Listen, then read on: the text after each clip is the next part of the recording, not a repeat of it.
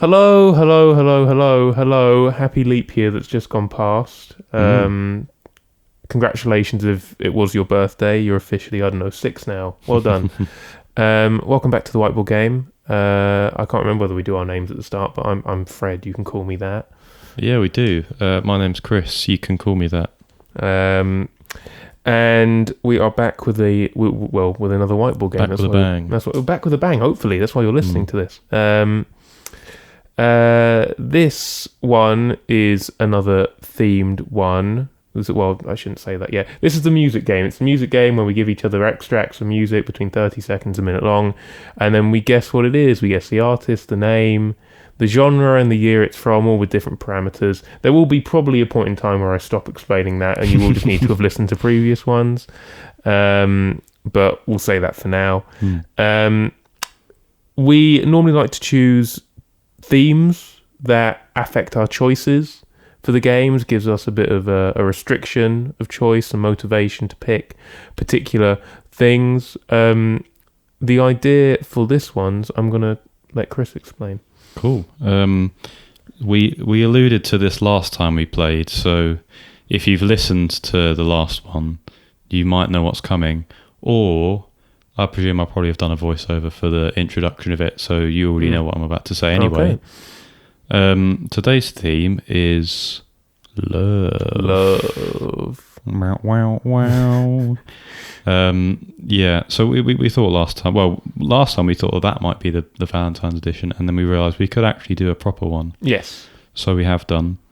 We're in March, so yes, we are late. Yeah, but does love...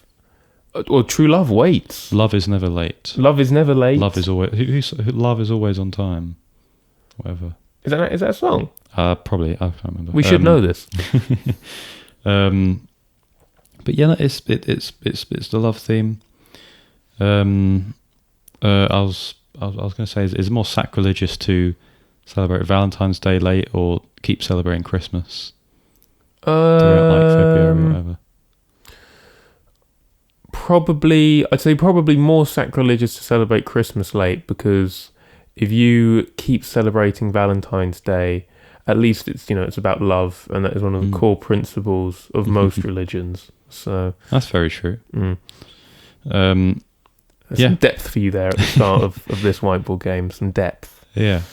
Well, it is the love theme today, but you may be thinking, how on earth are you integrating that? Because you can't just say it's the love theme, but there's no proper way of associating that with your game. So to break it down, all of the songs are songs that either have the word love in the title or words associated with love. Very close. And we'll be the judge of this. We'll be sure to have a go at each other if we think we're 100%. being very strenuous with our words. But no, that's the idea of the game. We both have jokers, I'm pretty sure. Yes, yeah, we do. So that's very simply just a random titled song. Exactly, yeah. It's nothing. Well, the song can be about love, but the title doesn't have love. Yeah, exactly.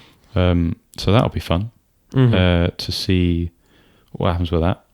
Should we talk a bit about how we've been going on? Any recent developments? Anything new happening with you? Well, there is definitely one thing I want to talk about, which is not about me personally, but it's about the game further. And I think I just find it quite entertaining. Well, I don't think I know. I find it quite entertaining, this month's topic, because I'd say quite recently we were messaging each other back and forth about how we believe love songs as a genre are really oversaturated. And it's very difficult to come up with something really unique and really original, because there's just so much on the market. So many people have spoken about love. It's probably the most widely felt thing. Most common emotion. Yeah, well, hopefully. I probably one person at home, we've just said that in shreds. Well, I think the population of psychopaths are generally low, so I think we're probably okay. I mean, look, you never know, there's normally one in the room you're in, and there are only 2 of us in this room right now, so you can decide. But no, I find that entertaining that we've only just had that conversation, and then we've both assigned ourselves the tasks of going away and finding songs that are more likely than not going to be about love, whilst trying to keep it interesting for ourselves. I think I did a good job of keeping it interesting for me. I hope you did the same. Oh, of course, yeah. These are all still songs I really like. Exactly, yeah. That's not to say that we dislike love songs. We just think that there is a lot of them. Yeah, and that's true. It's not to say that we dislike them. I think it's just, it's harder than other topics, I think, to make something that stands out. And as people who create music, we acknowledge that it is harder to write in that sort of way and make it stand out from a lot of other kind of songs. Exactly. But, we're going to be talking about more of this in a bit. Or now. Well, is there anything that you want to bring up within your own personal development? Just that it's now March and we're still behind on recording, but I did want to mention art is being done for it. But you probably don't care because you probably had art for the first episode and you're like, what on earth are you talking about? But as we're talking about it now, art is being done for it. Yes. And it's very good. My friend Anthony's doing a superb job with it. He's coming along very well. So, super excited for that. That's all I have to say, I think. I will say this multiple times throughout this podcast, depending on when it gets released, depending on when you listen to it. We have a gig on the 14th of April, once again at the Spice of Life in Soho. It's a lovely venue. If you do hear this before that gig and wish to come down, walk up to us and just go, "Oi, I know you off the Whiteboard Game with Fred and Chris. Are you Fred and Chris?" And we'll probably go, Yeah. I like how we've subtly acknowledged that you have to be a Cockney to listen to this podcast. I think they are some of the nicest people I've ever met. I think I've never met a nasty one. Apart from you, you know who you are. Keith. Do I know a Keith? I need to make sure I've said that now. I don't know a Keith. I do, and he's a bit of a Cockney, but he's the opposite of horrible. He's an absolutely charmingly lovely man. There you go. I think we've rambled enough. We've got to our natural end point there. Yeah. Right. Introduction complete. Cool. Who goes first? Yeah, I can never remember. We do the answers now. We tell each other what we put as the answer, and then the other person tells them how many points they've got and what the answer is. Yeah. It's in an artist, name, genre, year format. I think you've gone over this. Yeah. I went second last time, I think, so I'm going to guess first this time, I believe. Correct me if I'm wrong. Haven't the energy, I'll be honest with you. This was a popular song, isn't it? Popular one. Yeah. But I don't know who it's by. So I made a guess. I think it's an okay guess, but I'd have liked to think that if it was by this person, I'd have known that that's who made it. When I don't know who made it, I'm making a guess. Said Chris Brown. Good guess. Very good guess. I think that means it's wrong. I give nothing away, folks. I give nothing away. I said it was called "Let Me Love You," Pop, 2014. And I was going to say if there was someone in the world who you wouldn't want to let them make love to you, it would probably be Chris Brown. So. We're not afraid of these topics on the Whiteboard Game. We don't shy away from the truth. We know what he did. There you go. Put it in the chat just there for you. Okay, so nice and easy. I'll first spell out the points that you have got, Chris. It is called "Let Me Love You." Nice. In brackets, until you learn to love yourself. That's cute. You said pop. I'm going to give you the point for that. I would have accepted dance and house as well. Good point. You said 2014. It's 2012, so you're in the range. Yay. That's 3 points for you. However, it's not Chris Brown. This is a man called Neo. Oh, it's Neo that did it. Neo. Oh no. Wow. I'll keep this, as brief as possible because I am ashamed of it. There was a period in my life when I was. I don't know what it was. It was like you double agent away in, sort of the enemy forces to learn about their secrets almost. There was a period of my life where I did listen to your Capitals and your Radio 1s and everything, and I got partial entertainment out of it rather than just consistently going, oh, this is overproduced, or oh, well, that's not his actual voice, or anything. I can listen to this now and I can acknowledge it's like, oh yeah, there's heavy effects here, there, whatever. But back in the day, I bopped to this. I liked Neo's Let Me Love You. Yeah. And I was in 2012, I was 11, 10/11. I didn't get all that love stuff, but for some reason I was there. I was enjoying it. Yeah. This was before I had discovered that you could listen to music via going through an album. I thought it was just you have to find the song in the wild. So I had a much less voracious music taste, I suppose. But there you go, some surprising Fred music history. Don't be ashamed of your past. It makes you who you are today, right? Yeah. So, I mean, you can like any song. I'm a massive proprietor of, don't be embarrassed about what you listen to. Oh no, there's no such thing as a guilty pleasure. I listen to a lot of, EDM stuff back in the day. Nerd. I'm not ashamed of that. I'm not ashamed of that whatsoever. I still look up to Virtual Riot. I really do. Shout out to you if you know Virtual Riot. But yeah, Neo. No, I had no idea. I just thought he was like a 2000s R&B guy. I didn't know he went on this far. So that's really cool. I didn't realise he's not an old man, but I didn't realise he was born as early as he was. I think he's born in the 75, 76, something like that. Right, yeah. He's a bit older than I thought he was.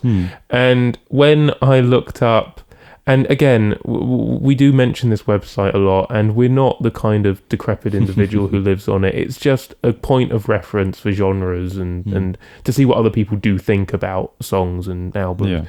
Yeah. When you look up this single on Rate Your Music, there are about 2 reviews for it, and one of them is effectively saying it's such a shame to see him continuously avoid his R&B roots in search of some sort of pop sacrament.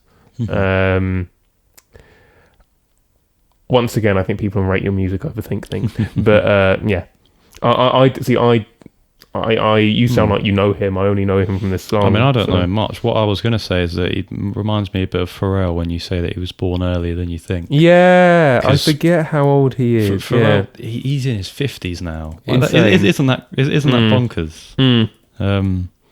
He was in his 30s when I think he sort of broke through. So it continues to blow my mind that. But I'll let you answer this one. If you're listening, Pharrell, you're welcome to feature on one of our tracks, I guess. You're very welcome to produce it. I'll happily stand aside. I think if there's one thing that an Idiot Twins song is missing, it's missing a 4-count introduction. That's what it's missing. Okay, so this will be a theme of this round. I struggled to pinpoint voices in this game. I just could not put my finger on most of them unless I knew it, right? Which is not the point of the Whiteboard Game. You're meant to use your learning to your advantage. You're meant to have an attuned ear by now. But this is a certain sort of, I said like classic R&B, classic soul funk from a certain time period. I said 1971. Much might be too early, I don't know. But because of that time period, because of that genre, I just went educated and I said the Isley Brothers, which probably isn't. But I thought I heard more than one vocalist, so maybe. I said, When You're in Love with a Beautiful Woman. Nice. That's a good guess. Also means I'm wrong. But these guys are they all white? I think a lot. Well, the main guys are. Have you heard of Dr. Hook? I have not, so I'm not upset. There you go. Hook. Okay. Is it Dr. Hook and his medicine band? I can't remember. Tremendous name. Tremendous. They're fantastic performers. They're really enjoyable to watch. I did want to use their song "Sharing the Night Together." Oh, but frustratingly, it does not fit within the boundaries of this game. So I used. I suppose you've already got your Joker. So yeah. I used an equally good song, I'd say, When You're in Love with a Beautiful Woman. You got that right. Mm. A long title, but well done. You got it exactly right. Thank you. I put pop rock and soft rock. I'll give you R&B. That's very generous. Because it is quite R&B. 1979 actually. It's quite late. It is quite late. Yeah, they're I don't have too much to say about Dr. Hook. My mum likes them a lot. I enjoy them a lot. I haven't listened to much of them. I'm not sure who writes the song. I'm not sure if this was. I don't think it's a cover. Sure. But I have a feeling that they don't, or at least the main guys who perform don't write their songs. And when I mean the main guys, there's one guy who plays guitar and sings, and there's another guy who stands there playing maracas and looks very not amusing because you're sort of like dancing along with him. So he's just there for the vibes. He's like excellent. He's like what Bez is in the Happy Mondays. Oh yeah, okay, I'm there. Brilliant. It's really fun. But the writing credits are never attributed to them, so I presume. That, I don't know. Maybe there's some other people because they've got quite a big ensemble. Oh sure. Okay. So I presume that maybe they outsource their songs and get them written for them. But they're still good songs, you know. I vibe. So yeah, I'll give you 2 points for that one. Thank you very much. Thank you. Yeah, it's interesting where you do get names that you've just never heard of before. This is one of them. I don't know why they passed me by, but they have. I suppose a lot of the time it's through your parents' tastes, and if they don't really listen to it, then like I'd imagine your folks would probably say they might have heard of Dr. Hook, but not bothered to get into them. Famous Dr. Hook haters. My parents, yes. Sorry, I just realised I have to answer for this one, don't I? You can leave it blank if you want. It's fine. Recognisable voice, I thought on this one, Kate Bush. Yeah, very recognisable. I said it was called "Oh to Be in Love." That seems like it might be a Kate Bush song title, but art pop. Sort of Kate Bush's genre, sort of encapsulated, really, I guess. 1985, I went middle of the ballpark for that. Sure. I thought you were going to get a big 4-pointer there, but you were out with the year. Oh, no. It is Kate Bush, it is "Oh to Be in Love," art pop exactly. 1978, this is her first album. One. Oh, wow. It's The Kick Inside.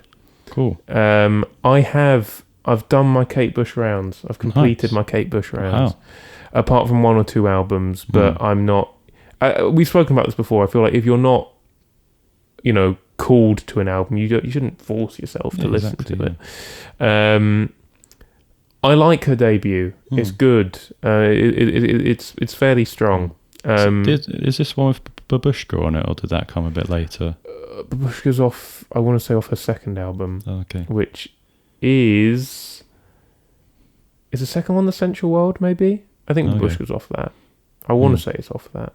You can tell one of us knows a bit more about Kate Bush than the other. Let me double check this for you. We both learnt about Kate Bush at school. We did. For the purpose of padding out this section while she looks stuff up. Okay, no, I'm completely wrong. God, The Central World is a much later album. Okay, Babushka is not off her second album, Lionheart, which I didn't really like. Is it off her third album, Never Forever? Yeah, it is. It's off her third album, Never Forever, which is okay. It's pretty good. People love... she's got an album called The Dreaming. People love it. Right, I think I've heard of that. I really like Kate Bush. I don't get why people like that one that much. That's all I'll say. I don't get why. I didn't get it. But I like The Kick Inside a lot. I don't have much more to say about it. This is one of my standout tracks when I listened to it. I really enjoyed this one. It's a lot of fun. And Kate Bush, she deserves the reputation, the respect. Yeah. Such a wonderful mind is how I'll put it. So both playful and really experimental at the same time. She's brilliant. Yeah. Peter Gabriel's best bud. But yeah, I will give you 3 points, narrowly missing on the first 4 of the game. Maybe it will be a late bloomer, the elusive 4 in this game, or maybe neither of us will get it. There's a chance. I can't remember if we got a 4 in the last game or not, but we must. Well, we had that was a maximum 5-pointer around, wasn't it? That's true. We had we had an extra thing to guess, which we sometimes have. We don't have in this one. That doesn't mean this one is boring. Please keep listening. It just wouldn't really make sense to, really, would it? Is this a song about love? It is! You got a point. Well done. Right. So this is a bit of a shot in the dark. Because, of course, you can't hear the extracts I have. This was an instrumental one. It's an electronic one. A synthy one. Yeah. And I know one electronic producer who works a lot with synths, and that is Mort Gorson of Plantasia fame. Rightly so. It's a very nice listen. Yeah. I don't recognise this one off of Plantasia, but maybe I just haven't listened to it closely enough, or maybe you've been mad enough to listen to more Mort Gorson. More Gorson. Gorson. So I said it was him. Yeah. Obviously, I don't have any lyrics to refer to, so I just guessed something he might tie to a track, which is "Lovely sunflowers rise in the morning," and it has the word "lovely" in it, so maybe that's why. I said 1990 electronic ambient. Okay. Firstly, I think it's Mort Garson. Is it Garson? Mort Garson. If you're listening to, is he still alive? I have a feeling he's not, but do you know what he might be? Okay, well, if you are listening, or indeed if any one of your heirs are listening... Short Garson, yeah. Yeah, Short Garson. Thank you, yes, thank you. Then I'm sorry. Yes. Sorry for being pedantic. No, it's good you correct me on these things, because if you don't, people on the internet will. Well, what I will say is that it's an excellent guess, because it's a sort of genre sort of label as symphonic synth. Yeah, that's a good way to describe it. It's one of those synthy albums that that is very symphonic sounding. Yeah, so it takes a lot from classical and jazz music. So I think I've mentioned Suzanne Ciani before. You have? Is this one of your? This is one of my uni albums. Yes. Okay. Yeah. Well, I'm not going to talk about that. I'm not going to steal your thunder. So one thing that's quite nice about this game is we can talk about stuff to do with us. Yes. We're famously narcissistic. We don't just have to talk about songs we like. We can, but no. So when I was at uni, I did a music technology degree, and for our dissertation we had to make a 40-minute long album, and it had to be sort of briefed, right? You had to sort of have a brief to it. And we had to do a 5,000 word commentary, which is really long, and it was a lot of effort, but it was good, and I enjoyed it, and I'm glad I've come away with a piece of work that I'm very proud of. And my it's very theme, good. It's very thank good. you. I mean, it's online. You can find it and listen to it. You should do it right now. What's it called? It's called An Electronic Insight into the Ocean. Listen to it. Go do it now. Pause this. Listen to that. Come back to this afterwards. And from that, I'll just let you finish. Listen to it first. Oh, cheers! Thank you. I'm glad you really like it. I'm sorry. Maybe just don't listen to it again. Maybe it's not your thing. In fact, if you didn't like that, pause this, close the tab. You're not invited back. You're more than invited back. You're too forgiving to listen to us and be annoyed with our music choices. Yes. I'll speed this up a little bit. But from the title of the album, you can probably tell that my theme was to do with the ocean. It was to do with... so I'd listened to two other ones, Big Fish Theory by Vince Staples, and The Mollusk by Ween. And I loved how much they gave the impression of the ocean. And my theme, my brief was that, just to make music that did that, and to sort of take off my inspirations and do that.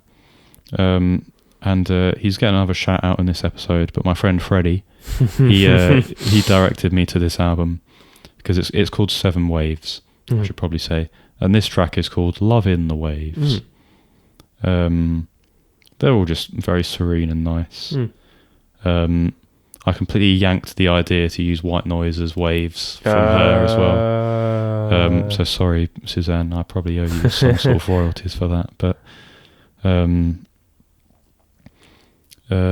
ambient electronic, or as I like to call it, symphonic synth. 1982, so quite a bit earlier. You're just out of the year bracket, but not bad though. You have got a point. Thank you. No, I'll take that. Very good. It's one of the great tragedies of the Whiteboard Game that you don't get bonus points for good showings of logic. It's one of the great losses. We haven't yet figured a workaround for that. I'm not sure we ever will. But who knows? This number 3. yeah, you've probably got more to say about this than I do. It's not even your extract.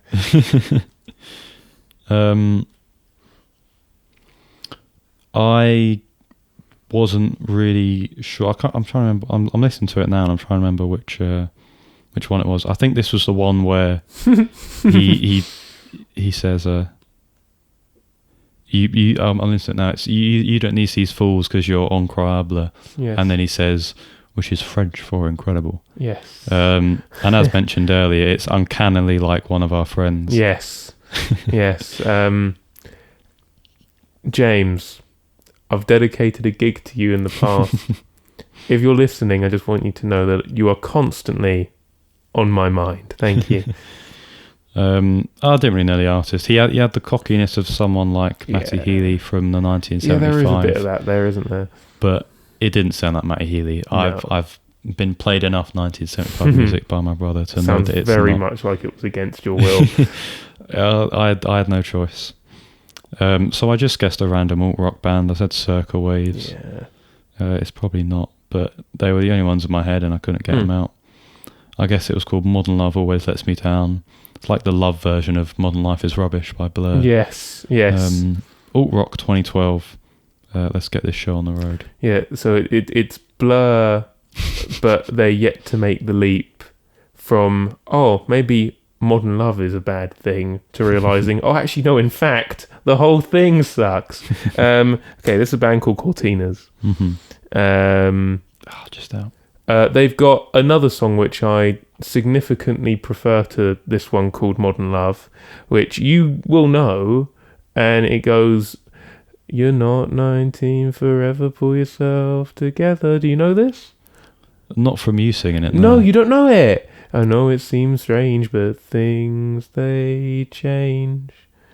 An older woman and an ever so slightly younger man. God bless the band, they're doing all they can. No. See, I genuinely really like that song. I think it's a great song. Fair enough. And my sister, upon, turning 19, it was all for a solid few months. Yeah. First time I saw her each day. You're not 19. I really do like that song. This one's okay. It's not. It's just.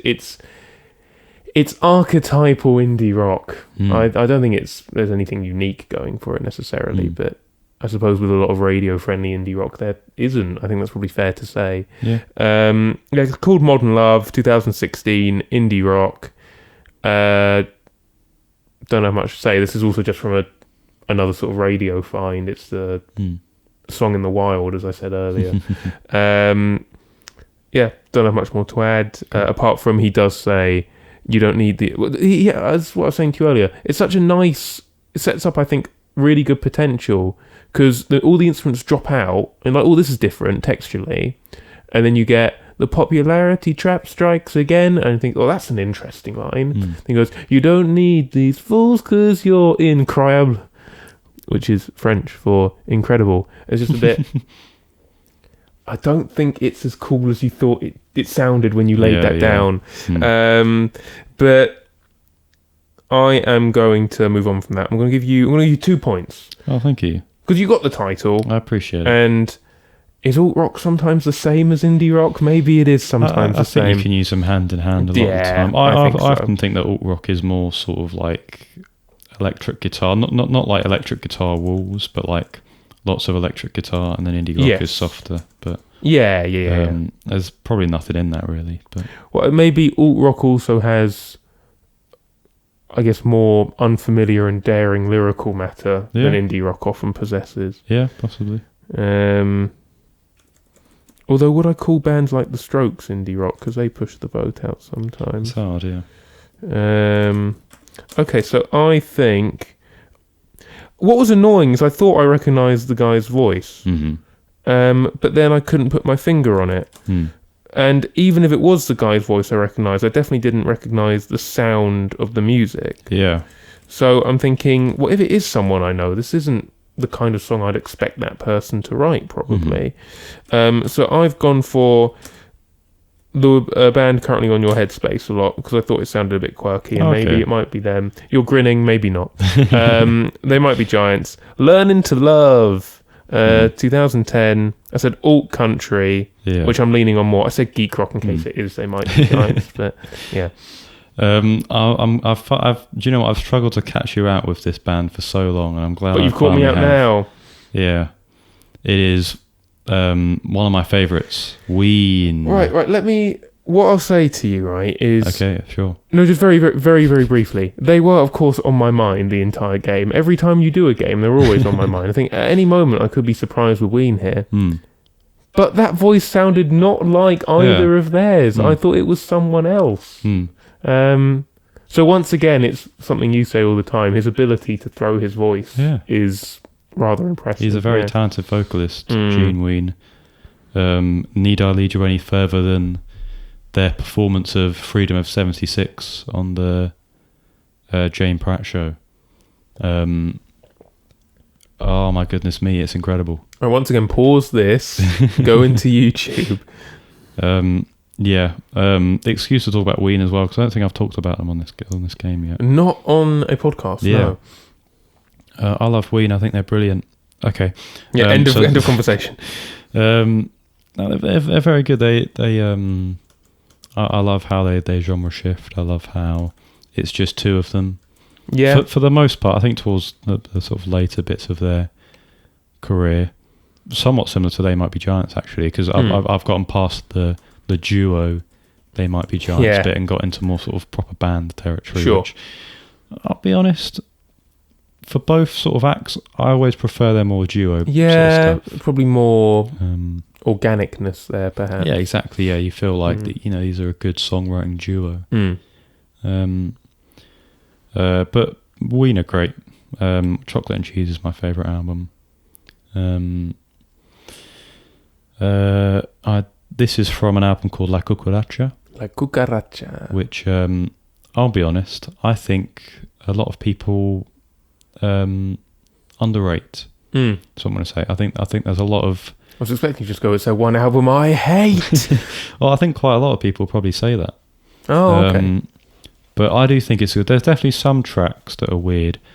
Spirit Walker, weird, mainly because he puts like very obvious auto-tune on his voice. Oh, okay. I don't really think it fits. It's cool and weird, but there are a lot of great tracks. Women and Man, I think it is a really cool prog rock track.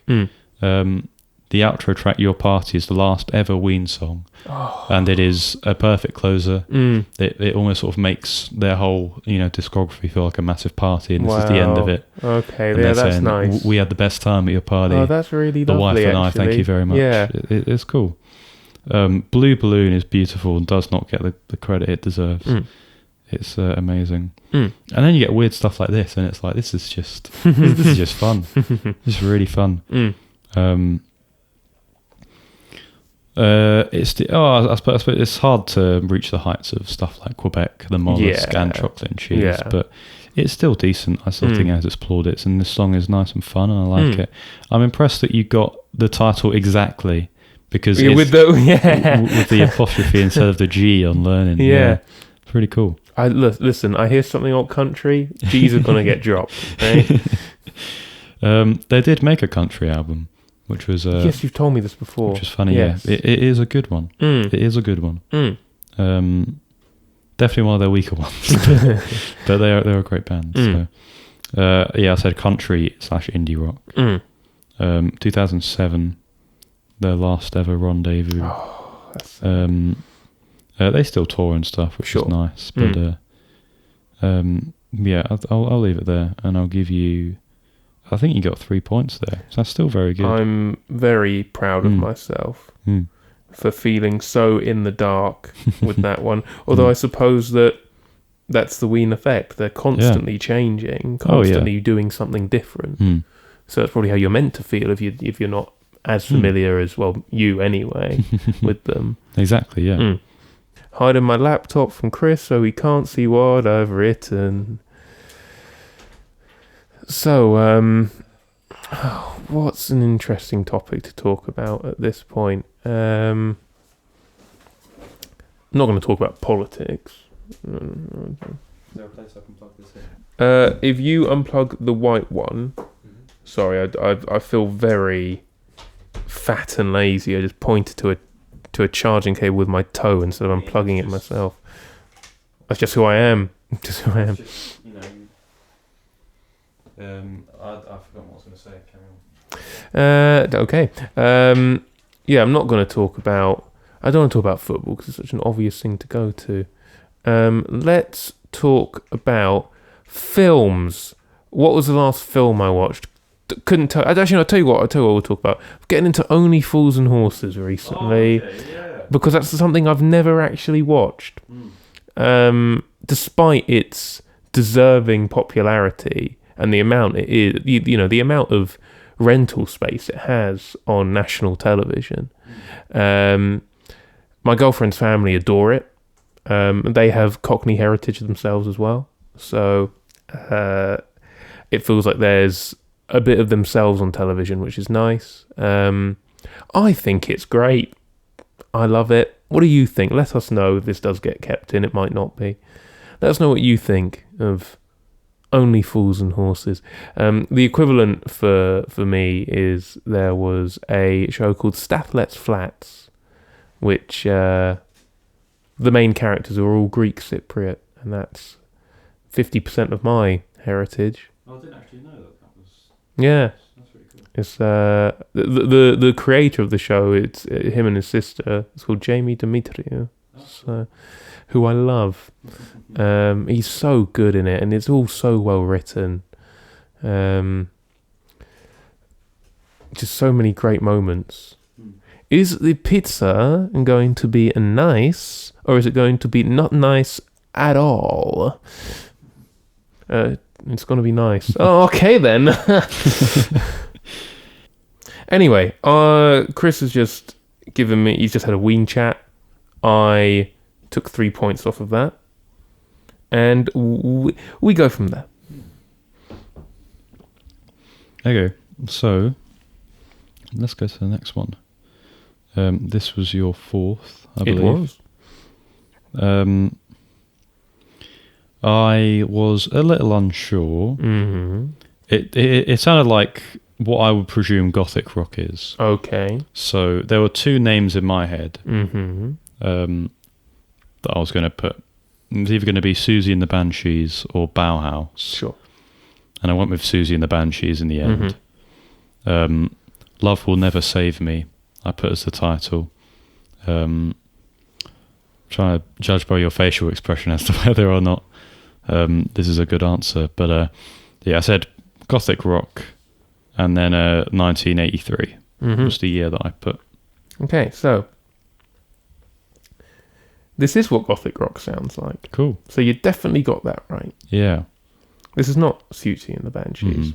Siouxsie and the Banshees. This is Michael Gira and his Swans. This is pre-soundtracks. It is technically pre-soundtracks, but this is even before they've got to that proper experimental phase yet.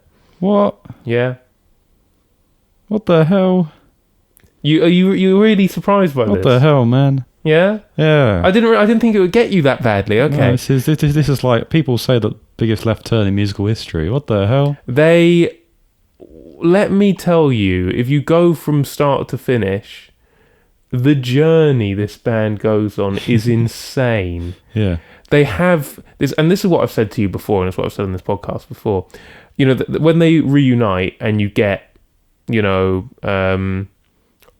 what's the first one after they reunite? They'll guide me up a ladder to the stars or something like that. And then you get To Be Kind, Sia, To Be Kind, yeah. Glowing Man, and then the others that come after that. There's some really good stuff in there. You've probably heard a lot of people other than me tell you there's some really good stuff in there. People love that era of the band. There is a sense of, I don't know, just darkness and evil and grit to all the stuff that comes before that reunification. And I'd say even Soundtracks for the Blind, that never comes back, and I think that is such a shame. Right. And this era is where it's at its strongest for me. I think Soundtracks for the Blind is obviously such a I don't know, just a messed up album, for want of a better description. It sounds mental, and it's really disconcerting. It's so tense the whole way through. But there is just something lurking in this era of the band constantly. Maybe it's because there's a tiny bit of low fidelity on it. Maybe it's because Jarbo is there and she's supplying these quite haunting female vocals throughout most tracks. Maybe it's because there is a focus on proper songwriting structure before they start to get more strophic and experimental. And then after reunification, you get, 20-minute long songs and stuff. Post-rock, indeed. But I don't know. There is just... Look, this is off an album called, miraculously titled, White Light from the Mouth of Infinity. Wow. What a nutty name. The album art, it's off-putting and weird at the same time. It creates this whole thing where you're just like, I don't know if I'm safe here or not. I'm not too sure what's going on. I think this has got some of his best songwriting, especially lyrically, this album. And this is my favourite song by them. Wow. I love this song. Is it surprising that it's one of the most cohesive? A tiny bit. I'll tell you why I like it and why I gave you the part of the extract that I did. Because there's that, you get this sort of like dirge almost, this really dark, love will save you when the ocean splits itself in two, and all these like really dark things, but love will save you. And then he comes, but it will never save me. You've got a very deep voice. And so it's all a bit self-loathing and all of this. Right. But then out of nowhere, twice, you think you're going to get the culmination of this refrain, and then suddenly you get a dun dun dun dun dun dun, this yielding into, piano and rippling drum patterns and female vocals and everything. Just suddenly you're ascending to heaven. Also, and you're down there, and now you're up there all of a sudden. And it's just, I don't know, I was walking very late one night to my girlfriend's house, and I was listening to this song again. It sort of just hit me, just something about this song communicated a truth about this band to me. And where it's all so dark, I think the core principle behind all of their music is say yes to life. And that made me feel good. It made me feel free. Yeah. And I'm probably over-egging this now. But honestly, it was a moment where I just went, whoa, hang on. Because I think there is an acceptance in their music of, there are some quite dark things here. And he's saying, love won't save me. It might save all, it will save all of you. But it won't. But even still, it yields to this glittering piano part, which suddenly, out of nowhere, out of the bleakness, you could cry. If you think too hard about it, don't.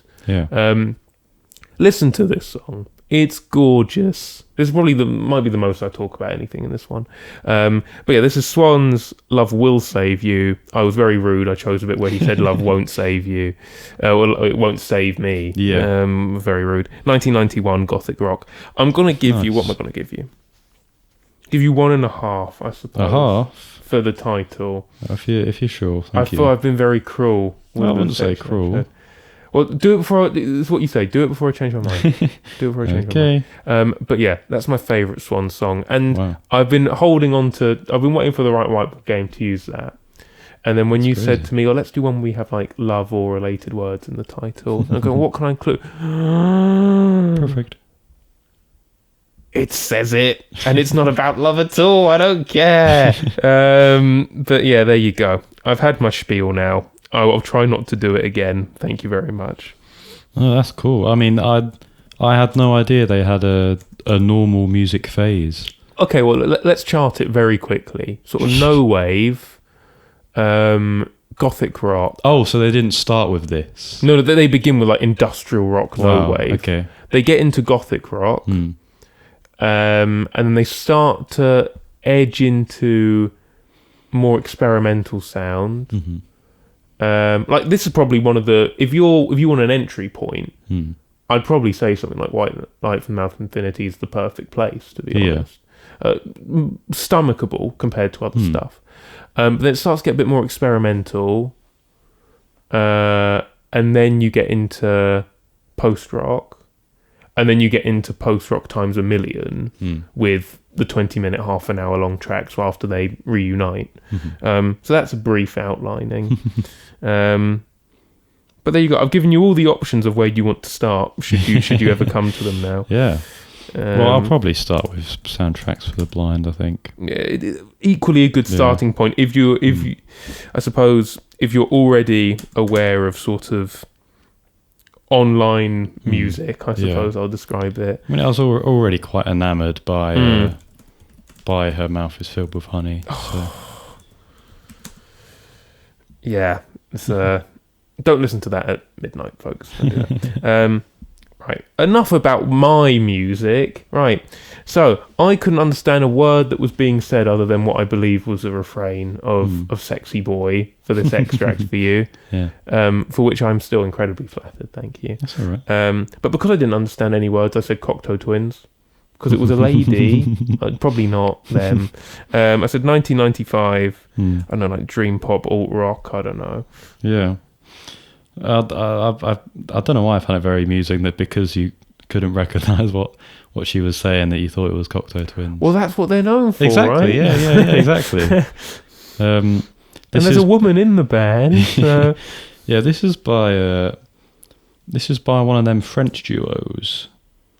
Have you heard of an album? Well, it'll probably be in your sort of YouTube core, because I'm pretty sure there's an upload of it that's quite popular. Have you heard of their album Moon Safari? Oh, you'll probably recognise the cover. Hang on, it's quite a cool cover. Whilst you look it up, yes, I didn't know they were French. Yeah, it's cool. Right. Okay, now I need to listen to it. Do you know? I never added it to the YouTube Core playlist because I thought this was YouTube Core Jazz, which I always find a bit disappointing because there was just some random sort of heavy funk like improvised album from the 70s and it's not really my thing. But well, there you go. Yeah, no, this is it's by one of them French duos, isn't it? So you sort of know what you're getting into. Daft Punk, Justice. Yeah. Well, Breakbot a duo? I'm not sure. I think so. But they're you sort of generally know what you're getting into, but also not, because I think they do sort of bob and weave throughout this album. They're called Air, by the way. I don't think I actually said that. The band's called Air. They're called Air. AIR. And I'll tell you what I find very entertaining, actually. When you look it up on YouTube, their YouTube channel is called Air French Band Official. As opposed to the English band and the American band. Yeah, the track is called Sexy Boy. What can I say? I was playing like an alternative 90s playlist on Spotify and this popped up and I thought, I've been meaning to get to it. Hang on, sorry, can I just add the numbers. You know when I said I couldn't understand what they were saying? It wasn't that I couldn't understand what they were saying. I think they might be. I think she might be singing in French. Yeah. It's just that I'm racist. Well, I mean, I'm not going to understand what a French person says either, based on the fact that I don't know French. Okay. I wouldn't say that's racist. Okay, it's good to know that I'm not racist. But comparing them to a Scottish band, yes, that is racist. Okay, yeah, there we go. Yeah, it's over. I said indie pop, French indie electronic. It's one of those ones where it's sort of hard to pinpoint, but you can gauge sort of what they're doing. It's nice. A few of their stuff is sort of ambienty, beat based. Yeah, that's nice. But there's a couple of songs where they invite this singer-songwriter on and she plays some more guitar-y stuff. So as I say, it does bob and weave. Yeah, I like that. It's interesting in that sense. 1988 was when it came out. So again, around that Daft Punk sort of time. French duos were just all the rage back then, I think. But yeah, it's cool. It's interesting. It's fun. I like the synths in it. It's just a decent album, really. Listen to it. I'm sure you will. But, you're well into your YouTube core. Yes, I am. Yeah, I think I'll leave it. I feel like I have more to say about it because I do really like it. Yeah. So do listen to it. Yeah, he really likes it, guys. I'll leave it there. Okay. And I'll give you that of me trying to mimic one of the sound effects in the song. Yeah. Will I give you Dream Pop? You got to be honest with your heart, with what you're saying inside. It's got Dream Pop themes. Do you know what? On the basis that you gave me half a point in the last one, I'll give you half a point in this one. Okay. So I'll give you 2.5 points. I for the record, I do dislike half points as a sentiment, as a concept. As a concept, I do. I'm quite sort of legal in that it's either right or wrong. But I realise I gave you a half point, so I won't complain. I won't complain. Thank you very much. That's right. So for the next one, let's have a look. Yes, this was. Oh wait, for some reason I thought I'm answering this one. No, I'm guessing it. Well, you can be you can say it was if you're feeling very confident. So there's a certain synth sound in it, and it sounds like it's got some sort of phaser, some sort of flanger on it. Sure. Very, very reminiscent of Birth of a New Day by 2814 or whatever. So I had a choice here. I had the choice of whether to go for a 2814 song that I haven't listened to because I've only listened to Birth of a New Day, or maybe you've gone for this was more sort of Hong Kong Express's sort of Phil Park. And I know you've listened to some of his stuff before because you used it as a Music of the Week. I have done, yes. I didn't realise he went by Siberis, as well. Yeah. But I didn't do that. I did say 2814. I guess the song True Love, which is already a song by 2814 off of Birth of a New Day, but I thought it's got the word in it. It's got the word. So I'll put that Vaporwave / Ambient 2015. Okay. So there you go. So this is one half of 2814, 2814. It's the other half. The other half, Telepath. Yeah, Telepath. And another producer called Phoenix. This is called, very simply, Love, and then multiple characters I can't pronounce. I wonder what that means. Talk about it. I'll Google Translate it quickly. Thank you. And probably end up with some gibberish that doesn't make sense. If it's something really rude, don't say it. It's 2014. Might be Love Will Tear Us Apart or something like that. Oh, can you imagine? 2014. I said Slush Wave, but Vaporwave I'm also going to take. It's all very fairly similar. The most interesting thing I have to say about this is that it's off an album which, I mean, you might have heard of, I don't know. Okay. Called Fragmented Memories. I think I have heard of it, yeah. This is a multi-album release. Wow. A collaboration between numerous Vaporwave producers. Oh, cool. Which totals over 6 hours of music. Nice. Which I got through because I listened to it as I found someone somewhere who kind of broke it down into sub-albums, which helped because I sort of went, okay, I've listened to that one, I'll take a pause now. Yeah. And then I'll start again in a bit.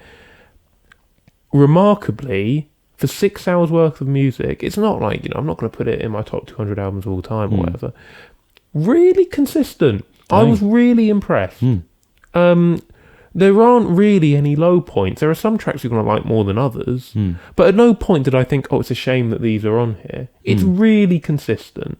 I suppose it goes to speak of the quality of that collection of Vaporwave producers. They're the top in that field, you know? Yeah. And so, that's all I'm going to say. I think I've mentioned to you before that I was trying to work my way through all of Telepath's main releases because there are quite a few, and I think I've done that now. Yeah. there was one person who said something along the lines of, there are 2 Telepath albums I refuse to listen to. The one with the 53-minute long song that I've told you about before that drove me a bit mental. Yeah. And I can still hear it in my head.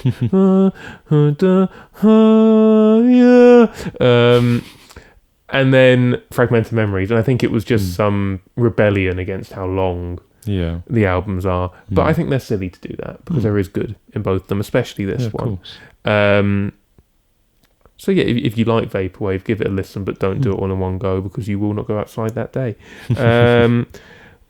What I'm going to do is because we're doing half points now. Okay. I'm going to combine a half point from your answer of 2814, 2814. Oh, okay. As Telepath. Oh, that's very kind of you. And I'm going to take another half point from your title, because love is part of it, to give you 1 point between those 2 answers, and then I'm going to give you another 2. Oh, if you're sure. Thank It's you. a game about love. I mean, love's going to be in every single title, so surely that's the one that I would have got anyway. I know I'm talking myself out of a half point, but I don't really deserve it. From this round onwards... Wait, is this my 5th extract or my 4th? 5th. Okay, there you go. We've done half. So the first half was the nice half. The second half will be the cruel half. Okay. No more love for you. Yeah, so I'll give you 3 points. Oh, thank you. You're welcome. This will be your undoing if Can you imagine? I'll be so upset. Okay, so... Your one here. I did just want to say quickly, go on. I looked it up. Oh, yes, please. Yes. And it says, "Don't forget me." Oh. It's a translation. Which is nice. It is nice. I suppose, ironically, it's one of the shortest tracks on the thing. It's only about a minute and a half long. So if you're not paying attention, I suppose it is forgettable. You will forget it, yeah. Amidst another 6 hours of music. Yeah. But it's one of my... whenever I listen to electronic releases not on YouTube, where it's broken down into individual tracks where I can save them to a playlist as I go along, I have a very big document in my notes saying individual tracks I liked from long electronic albums.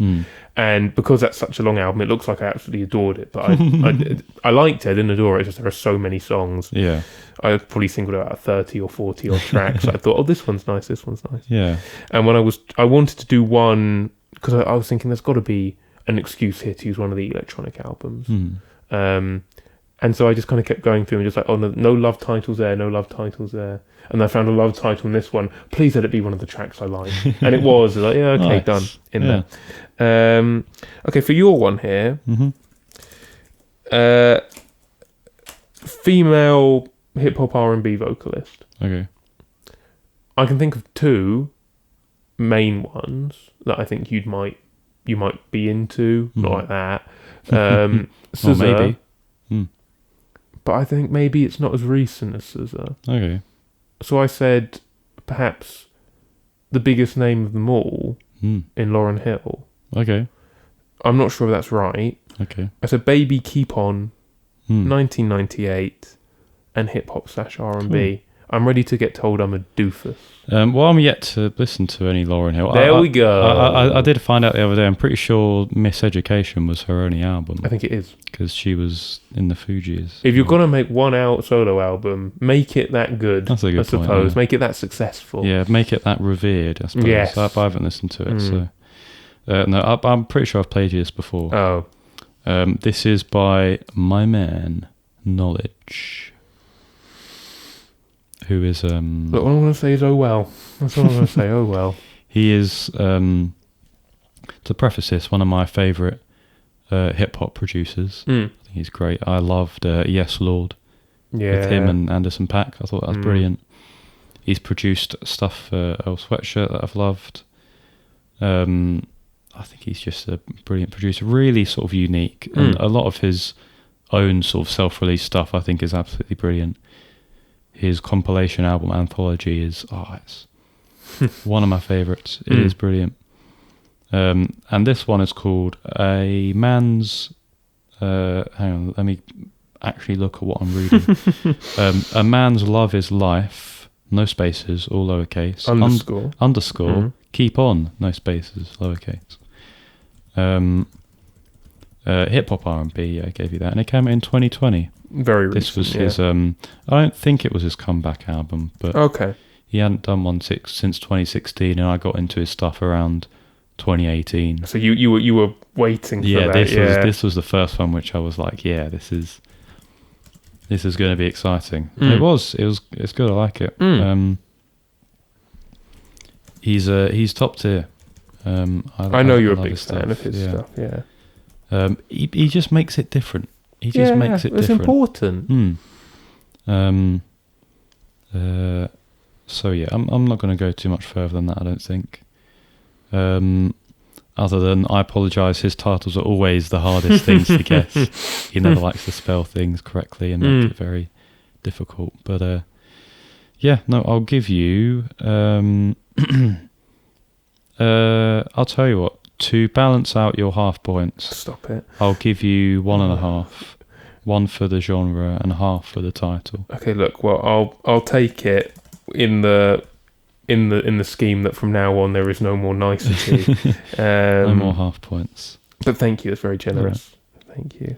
I'm yet to get to my sort of electronic producers along the lines of knowledge yet. But quite a few on the expansive list that.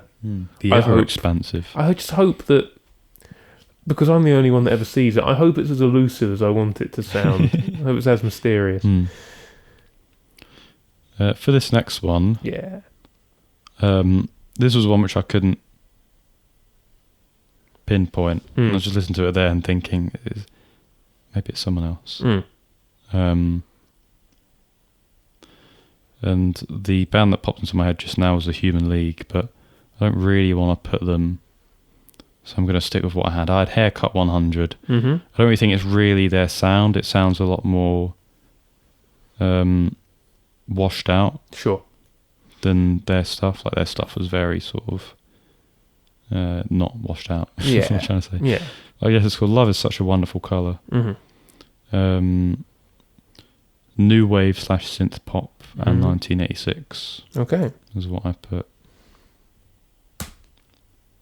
The Icicle Works. I haven't heard of them. So Chris is pretty much spot on. This is a band called the Icicle Works. Love Is a Wonderful Colour, 1983, and I had big music because apparently that's a genre. Just like it does what it says on the tin, characterised by just a largeness of sound, as opposed to easy listening. Big music. I suppose direct opposite. Easy listening. Yeah. Art pop, new wave, that sort of stuff. I don't have much to say about this other than this is a Father Bloy. And we did have quite a laugh last night when I told him, oh, well, this is the theme Chris and I are going to be doing for the game tomorrow. And I said, well, there's one that you've told me before about that I'm going to include in there, and I hummed it for him. And then when he realised what it was, he just started laughing really heavily, and he went, he's not going to get that, is he? You've got him there. But I mean, that's 3 points. Thank you. It's just I'll tell you what it is. It's a song that does live in the memory. It's got a really hummable chorus melody.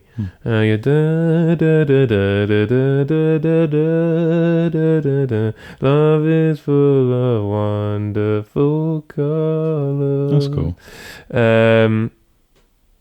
I genuinely think that's it. There you go. Speed round. Nice. 3 points. Thank you. Thank you very much. What have I got to talk about? Okay. Once again, we've entered the realms of logic here. Not the rapper man. Let me type everything out. So this was like electronic, but with... Well, not electronic. Well, yeah, electronic, but with an emphasis on guitars. If I remember correctly. Okay. Maybe I don't remember correctly. Or maybe you just interpreted it different than I have. Oh, goodness me. Which isn't a bad thing. Hang on, right. I'm not going to change my answer, but let me... Give it a little re-listen to refresh your memory. Unless you're going to absolutely brandish me with like a Steve Reich or something. But, no, it is a unique sound, so... Definitely. Look, the only point of reference I could find for this is Woo. Oh, yeah. Okay, he's agreeing at least. He's agreeing. He's not saying what the point, but he's agreeing. Yeah. I said that this was in their sad era. I said this is called Out of the Heart of Love rather than Into. 1994, and I said electronic. I'm ready for a donut. Let's see what happens. I mean, it's a band I've talked to you about before, but not extensively. It's a band called the Durutti Column. Yeah, I forgot about them. I'm not going to lie to you. I'm sorry. We haven't talked about them extensively, so that's fair why. This is off of the same album that I've played you before. It's called The Return of the Durutti Column. I'm not really sure why. I think it's one of their earlier ones, so I'm not sure why it's called that. But very overconfident. You've been waiting for us. And the title was Lips That Would Kiss. I hope that was on brand enough. Oh, definitely. To count. Yeah, definitely. I said ambient rock / indie rock. I don't know if ambient rock's really a thing, but if it were to be a thing, I'd have said this. Okay. Is what it is. Yeah. 1979. 1979. It's the year it came out. They were probably singing about this song, actually, come to think of it. Well, because this was such a big hit back in those days. Of course. It's not massively popular. I only know it because, once again, my uni friend Freddie, he just has his fingers in all He has his fingers in all kinds of different music. It's interesting. But it was me and him chilling in our house at uni, and I was cooking, and he put on this album. The first time I listened to it, and it was really nice. And I was cooking Lightly Dusted Place. And it was banging. It was banging. The last thing I was expecting, Lightly Dusted Place. If you shop at Tesco, go and buy their Lightly Dusted Place, because it is perfection. It's so nice. I basically lived off that for my third year of uni. You're so quite good, a man. special place for. I have a special place for place. There is a place in my heart for place. Lightly Dusted as well. Oh, I'm going to stop. But yeah, it's a nice album, and I was sort of looking through, songs that I liked, and off of stuff that I haven't played to you as much, and stuff that I could introduce the podcast to as well. That's important. And I had a look at the stuff on the Durutti Column album, and I came across this song, and I thought, yeah, I'll use it. The music is, as I say, quite unique. Yeah, it's sort of, what would I say? Sort of led by a very delayed guitar. Yes. So you get a lot of echoing going on. And it makes it very atmospheric, and it's really nice. And on top of just, I think his name is Vinnie Riley, the guy who plays guitar on this. His guitar playing is beautiful. He's a really brilliant guitarist, very unique one as well. It's just a nice chill album. I won't lie. It's not going to blow your socks off, but it's not a bad one as well. Sure.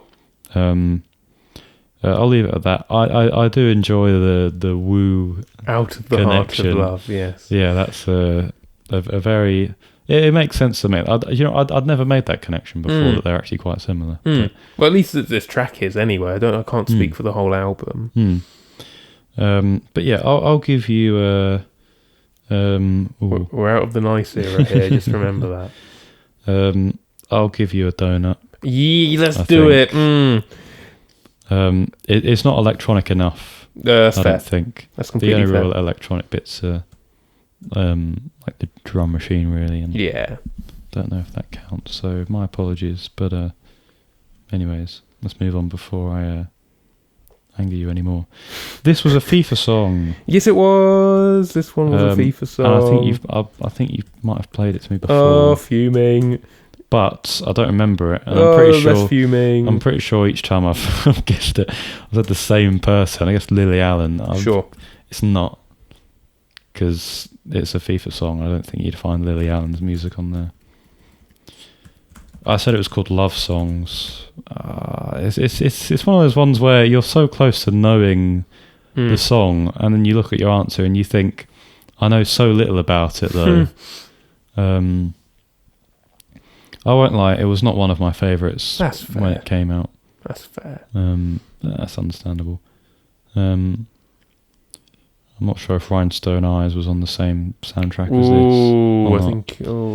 That's probably earlier. I said indie pop. I said 2015. Yeah. And that's my answer. Oh, he's racking up points now, guys. I'm quaking in my boots.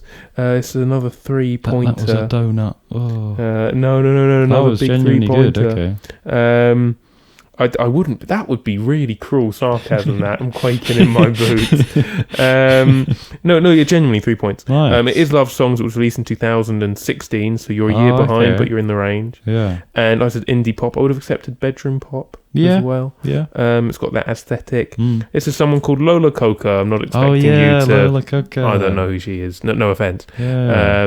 No, I think you have played it to me before, and that's where I know it from. Yeah. I did have lingering thoughts that I might have done, but now I've got confirmation anyway. So, very brooding cloud growing above my house, but that's fine. That's the day in a nutshell. Yeah, just all over the place. Yeah, really. very much so.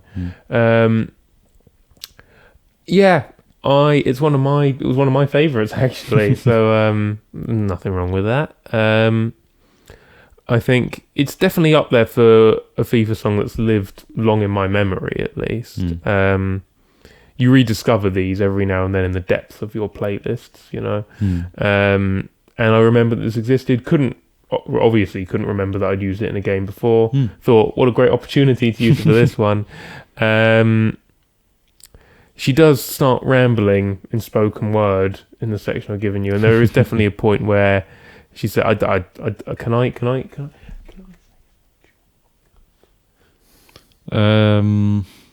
She says things which are not swear words, but are sort of a bit dodgy, and you go, naughty things. Okay. Are you saying that you do that? Like, that's a bit laying a bit much on the table here for a FIFA song, aren't we? I'm sure they would have censored that. Yeah. They normally censor worse, I think. They do. Yeah. Well, censor things that aren't. They've got a lot of rap songs on there. Yeah. So you're bound to get a few Fs and S's every now and then. But no, because it's a FIFA song, I don't have anything extensive to say. My relationship with the song doesn't go much further than, sort of Sadio Mane and players like that. So I am gonna say 16-17 was he joined that. Yeah, that's Mane's Liverpool beginnings. Dang. Said I wouldn't talk about football. Here we are. 3 points. Always finds a way. Thank you. For a long time, I did think it was Lola Cola as well, but it's not. Yeah. Okay, this is probably the one I really struggled the most with to put a name to. Actually, no, it's joint with another one. I can see another one coming up. I am geared up for another donut here. Okay. I am. I won't be disgusted. I've tried. I said, because initially I just couldn't think of who it was, so I just thought, just think of musician that it could be from the time period. Like, it sounds like Lou Reed. I don't know, but I thought I know what Lou Reed's voice sounds like. That's not true, Lou Reed. Distinct voice. Maybe it's a Rolling Stones offcut. So I put Rolling Stones. I put the Rolling Stones. I know it's wrong. I mean, what when you don't know, you have to put something, right? Yeah. So I said, "Shout out our love to the world." I'm fairly certain that's what they said, and that has love in it. Yeah. So, 1978 could be too early. Alt rock. Cool. Well, I've used this one for a couple of reasons. Oh, God, I thought you were going to say I've used one for a couple of games before. Surely no. not. Well, the main reason was because you've guessed this band before a couple of times, and I've realised that. Oh no! I think I've added the numbers. I sort of realised that maybe I haven't played them to you enough because you don't really have a good gauge on what their sound is really like. So I thought I'd use this as an opportunity to do that. So I have done. I haven't actually looked down yet. It's Guided by Voices. Oh, thank God. Okay. Who are you thinking it was? I thought it was some really different B-side by The Clash or something. I thought I really embarrassed myself, but no, it's not embarrassing. Because I think you'd made Guided by Voices guesses on both the last ones, and they they sort of made sense in the fact that it was sort of ones which you didn't really know, so you were just sort of throwing out, I guess. Yeah. So I thought, okay, I'll use this here to give me something to cling on to. Exactly, yeah. And I also used it because I remember back in the day, this would have been in 2020, I think. Okay. When we did a game where each of the songs had to have the same word in it. Yeah. So sort of like we've done here, but a bit more broad. Mm-hmm. And you used the word fire. Yes, I did. And we had jokers in this one, so you could use songs that didn't have that word in it. Mm-hmm. And you used one by Peter Gabriel, which was Shock the Monkey, but you used a part of the extract where he says, "Cover me through the fire," I think. Yes, I big brained it, and you've done the same to me. So that's fair. So that's what I would have guessed. I would have guessed through the fire. So I thought this will be a fun thing. Let me see if I can find a song that has the word love in it. Very clever, but not in the actual title. And I did. Very clever. So this is my joker. The song is called "My Valuable Hunting Knife," which is one of my favourites off of this album. It's called the album's called Alien Lanes. A nice sort of lo-fi rock album. Quite a lot of stuff on it, and I realised I like a lot of the stuff. A lot of tracks. But because there are a lot of tracks, you get a lot of ones which you don't really like. Sure. And so, you don't really know how to feel about the album, because you like a lot of it, but also a lot of it you're sort of like, eh. I said alt-rock / post-punk. 1995 was when it came out. Sure. I don't have too much to add about it. I haven't really listened to much more Guided by Voices since. I think Alien Lanes is probably their most popular one, big boy. Maybe. Yeah. They might have songs here and there, but they're an interesting band nonetheless, and I do still get a lot of enjoyment out of Alien Lanes. And this song in particular, he's just singing about a knife. Just men have hobbies, I'm sure there's a deeper meaning to it. Maybe it's to do with the fact that maybe he's comparing the woman that he's with to a knife, and that being quite damaging. I don't know. Oh, now that's just a very surface. Motoring. Okay. That's just a very surface level presumption I've made there. But it might be. I know he does like to write interesting things. I've forgotten the name of their. Is his name Kevin something? I want to say his name's Kevin, but I don't know. Just Kevin. Big up Kevin. I'll leave it there. I don't have much more to add. I'll give you a point for alt rock. We can only keep going up, 0 to 1. We've got the space to keep progressing. So, okay, well, I'll just ramble again, effectively.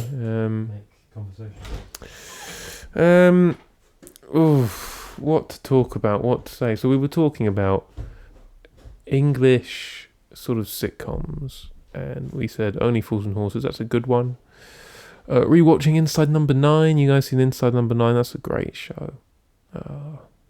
The constant rate of excellent execution of caricatures, and the twists are always so startling, unflinchingly startling. There's just so much conviction, and it's always surprising. I haven't seen the newest stuff. I can't comment on that, but I love the format of the writing. I love how quirky it is.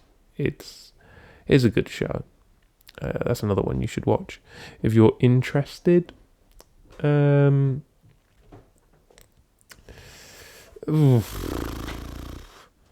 else do I talk about? You guys ever been to the Bagel Bake in Shoreditch?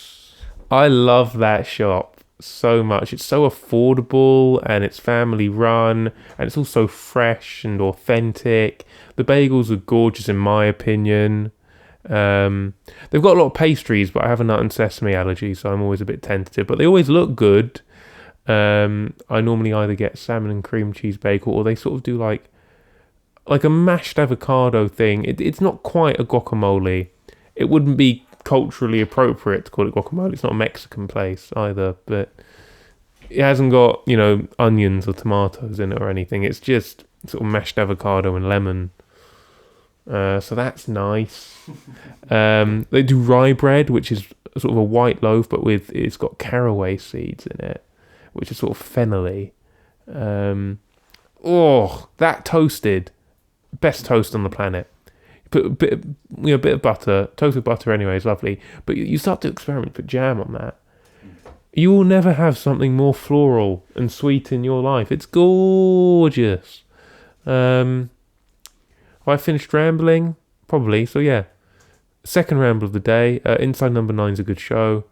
And if you're ever in Shoreditch, go to Bagel Bake. There are 2 Bagel Bake shops. Now, I don't want to, this isn't product placement or anything, but like, there's one with a yellow sign and a white sign. I've never been into the one with the yellow sign. I'm talking about the one with the white sign. That's just for clarity's sake. Okay. Don't get it twisted. Cool. In continuum. Okay, so it's my turn to guess again, I do believe. Let me get my head right. This one, from what I can remember, I was a bit puzzled. Didn't really know what was going on. Let me remind myself. Yeah, it was very weird. It was a weird sort of mix, because I felt like there's a lot of high frequencies lacking here. I'm not sure what's going on. I don't recognise the vocalist either, so I think I've just guessed a random band that you've used before. I said Hot Chip. Sure. Over and over and over and over and over. Some of the grooves and stuff didn't feel too dissimilar. I said I guessed it was called Love on the Line. Synth Pop 2014. Okay.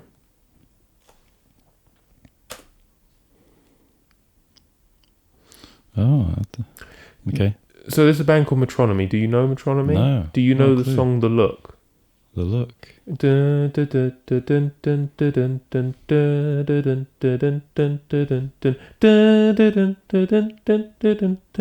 No? I'm going to say no. And I'm giving you the look, giving you the look. Okay, that is it. I recommend that one. It's off the same album as that, called The English Riviera, I think.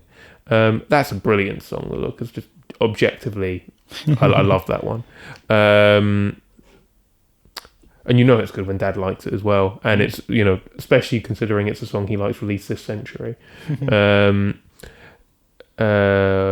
That's not a comment on his age. He will talk about that himself. He struggles to find new music. But, I listened to the album, English Riviera. It's okay.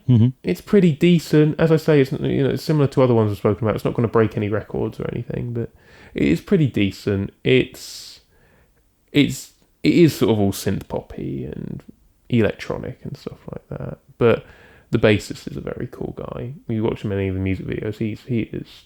Oh, okay. He's just got, he's very upright and carries himself very well. He's a cool guy. This is one of my favourites off the album, I suppose. As you say, it's a bit weird. I like the fact it's a bit weird, probably. None of the tracks on it compared to The Look. That one it's a shining light on that album. It's brilliant. But I don't have much else to say. It's just, I suppose it's one that I listened to a while ago and I've had stored in the bank. I can talk about, it's an album I've got saved that I can discuss at some point, or even though it's not that grand a discussion point. But still something to save up for a game like this. So we will say for you, because we're being cruel now, Chris, I want to give you 2 points. Thank you. Appreciate it. Because it is a synth, so I can't say it's not synth pop. Thank you very much. Okay, so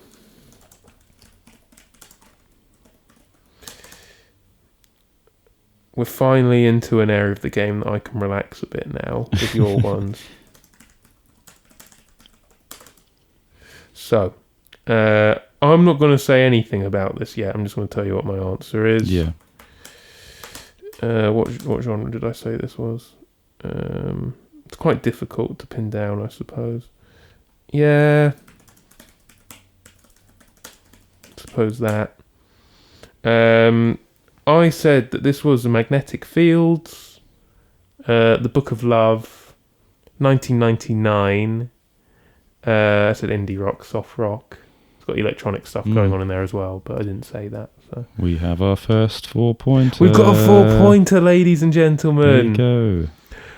So. Well, I'll talk a little bit about this, and then I presume you probably have more to say about it. But I'm not going to steal your limelight. I wouldn't. I don't have much to say about this other than a lot of time when I'm playing with my friends online, playing some games, I play Spotify make like made for you playlist. Yes. The 90s is like one of my favourite decades for music, so I often put on like a 90s playlist, and sometimes some of the Magnetic Fields songs have come on, and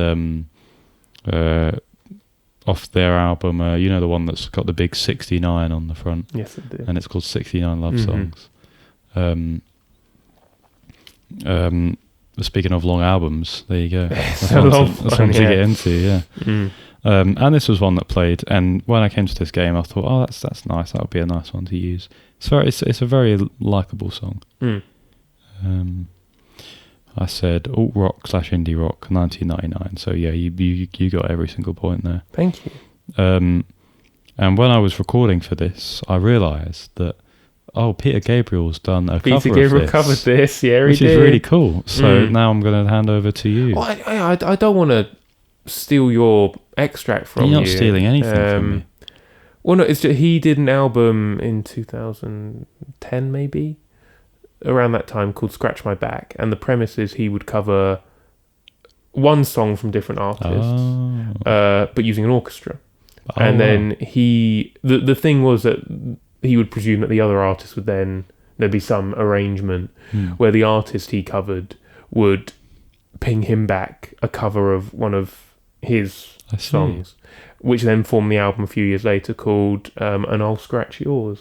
It's nice, isn't it? Tiny bit lazy, but a little bit, but it's a cool concept. It's a very cool concept. Yeah, very bold also to presume that people would just go, none of them were ever add up the numbers and just go, oh, hang on, wait a minute, you get about 10 covers of your songs, I only get one. This doesn't work.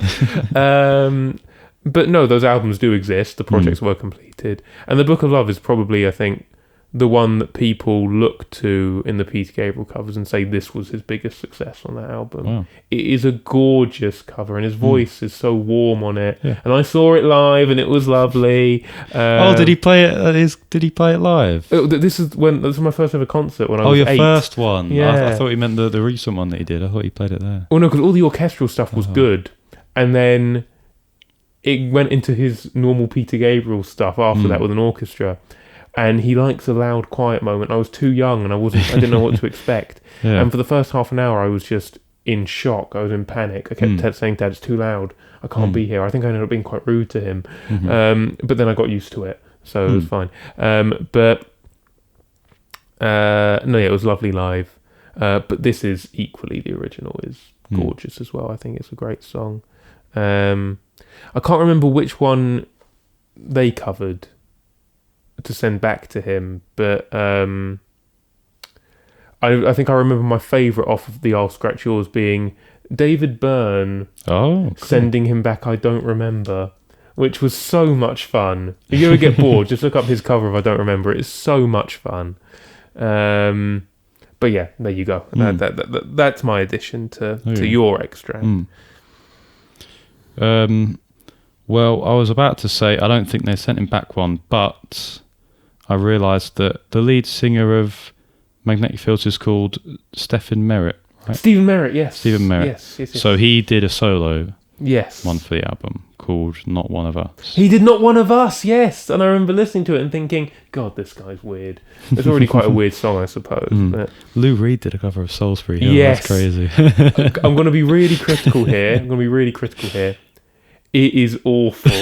I really don't like it. It makes it so depressing. So big names on the album, right? Yeah.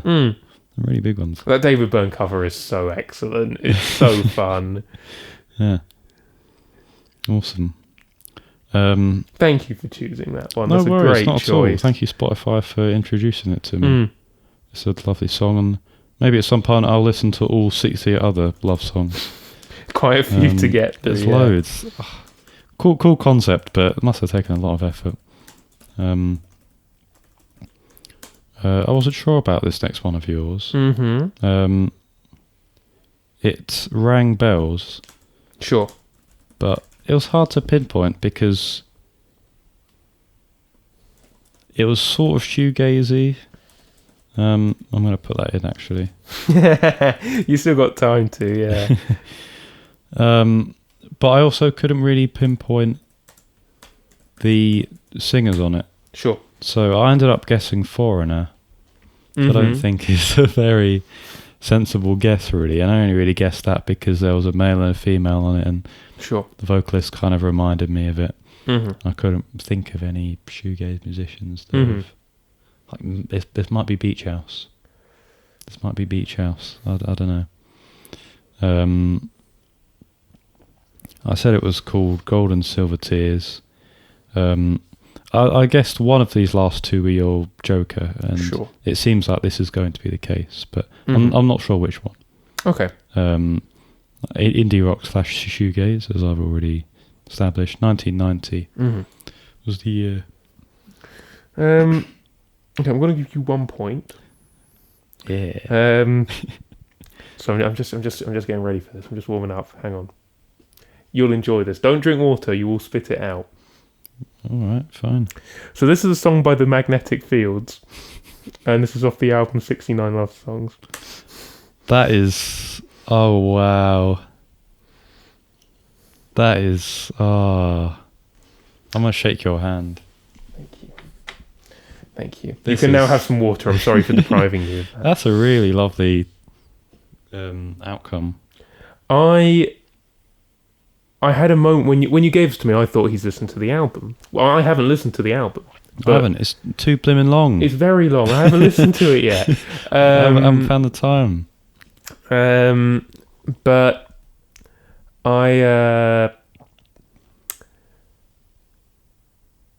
when you were listening to this and I was watching you, I didn't see your eyes light up, and I didn't know whether you were doing another Oscar performance or it was just that you hadn't listened to the album either.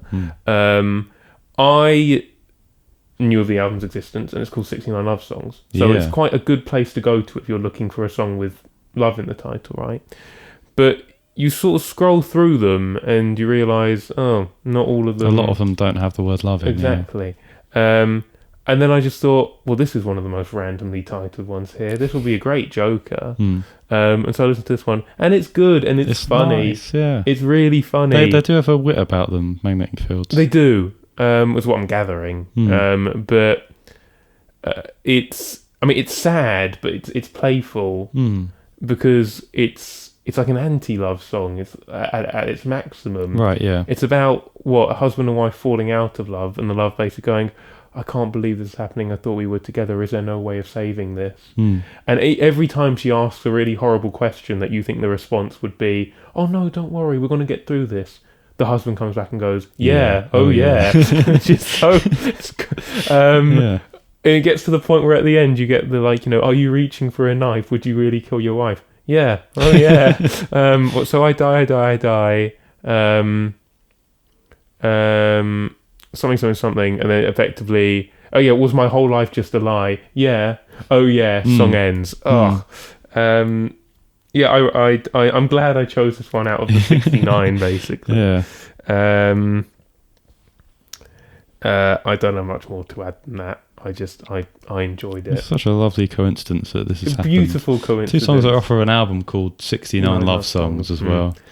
I suppose we both have the online presence and awareness to know what albums people bandy about, so we probably both know of this album's existence, sort of thing. That's true. And I guess that it gets to around where we're thinking about love, and it's probably going to creep onto your mind, sort of thing. Oh, hang on, wait, there's one which should have 69 love songs on it, and yeah, you're right, it's just got a massive 69 on the front.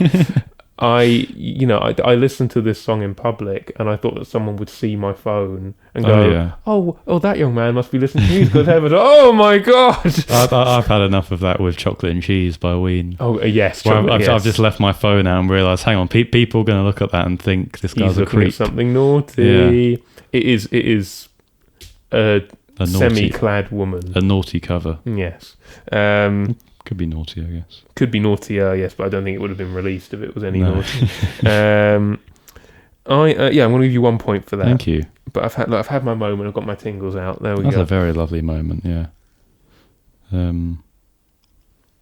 Wow. You can't script it. No. You can't script. Drink the it in. You will never see anything like this again. Like where? Stephen Merritt. Okay, I had once again nothing to gauge for this. Mm-hmm. It was this one and the Guided by Voices, which, I mean, thank you for giving me that, because now I can gauge Guided by Voices because of that. I didn't know what to make of this. Because I couldn't figure out the voice, I went entirely left field.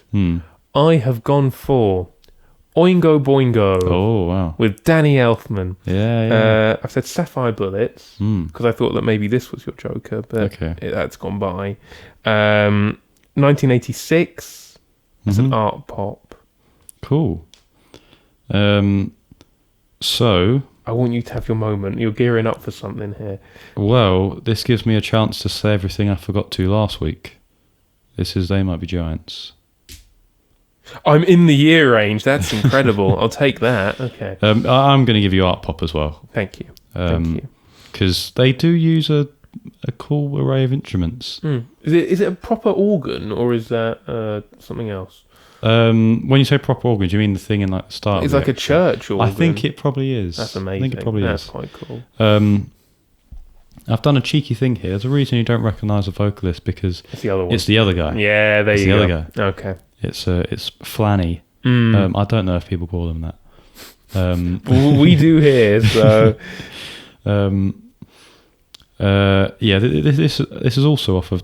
No, it wasn't, because I gave you Anarang last time. You did. That was off of Lincoln. This is off of Flood. This is off of Flood. Okay.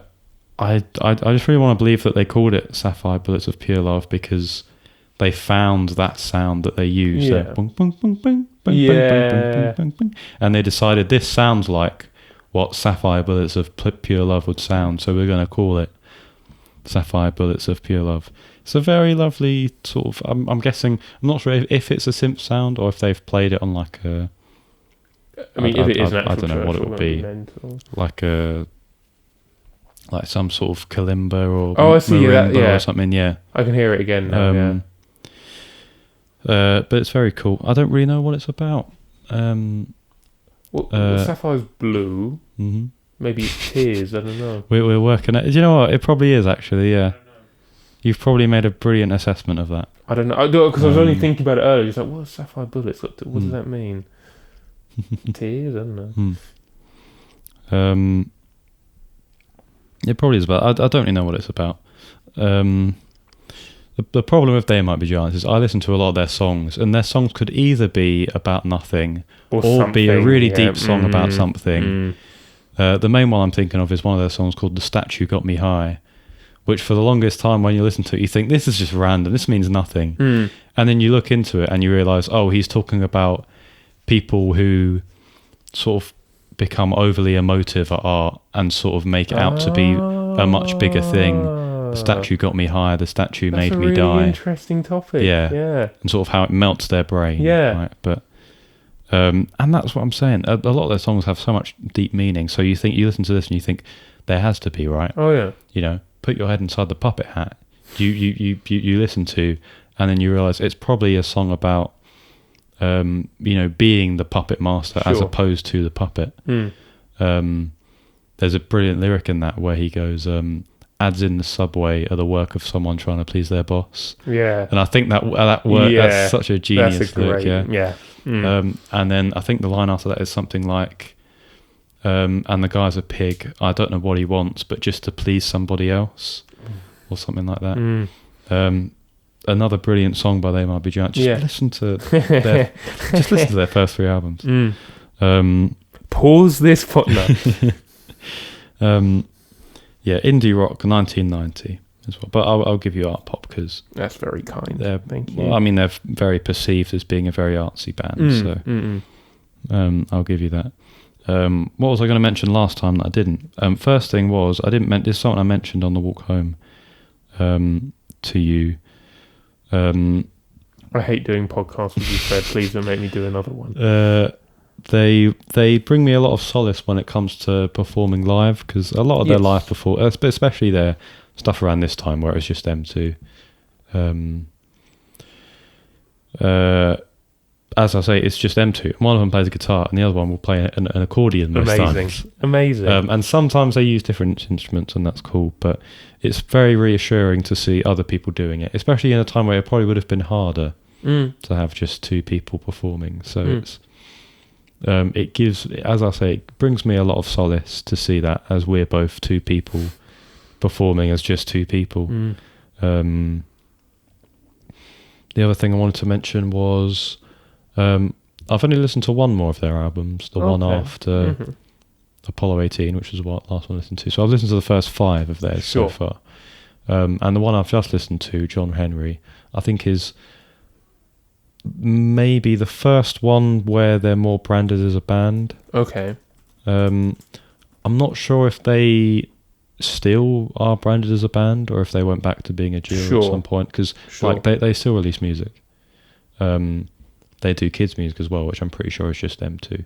Okay. It's probably the one I like the least, the most. A shame. Like their songwriting's still good, but I think what sort of happens with a band is you sort of get a lot of songs sound more similar. Yeah. And you can still see with their quite decently diverse range of songwriting that a lot of different songs are different. But for me, it does sort of pale to Lincoln and Flood, and even other ones like their debut, where there's so many different songs on here that are all equally enjoyable. But they really push in so many different directions. Whereas stuff like John Henry is just sort of all right. It's their longest one as well. I saw there's close to an hour. Yeah. That's not to say there isn't some good songs. There are some really good songs. I Should Be Allowed to Think. Beautiful. Really good. And their last one, The End of the Tour, is also beautiful. John Linnell, underrated ballad writer. Underrated ballad writer. He's so good. I'll leave it there. So I can talk about They Might Be Giants more in another game, probably. Yes, presumably the next one, which will be a top still one. I think it will be a top still one. Yeah. They'll probably show up. There'll be a lot of talking in that one. But yeah, I'll leave it there, and I'll give you. We're in our cruel era. It's your choice. Go with what your heart says. Mainly because of the fact that you presume that this was my Joker, I'm going to give you 2 points. That's very fair. I will accept that, but I will not forgive you. I'll have to put up with the consequences, I suppose. Yeah, Donut already decided you get 0 points in this next one. Not giving you anything. This was the one I presumed I recognised. Sure.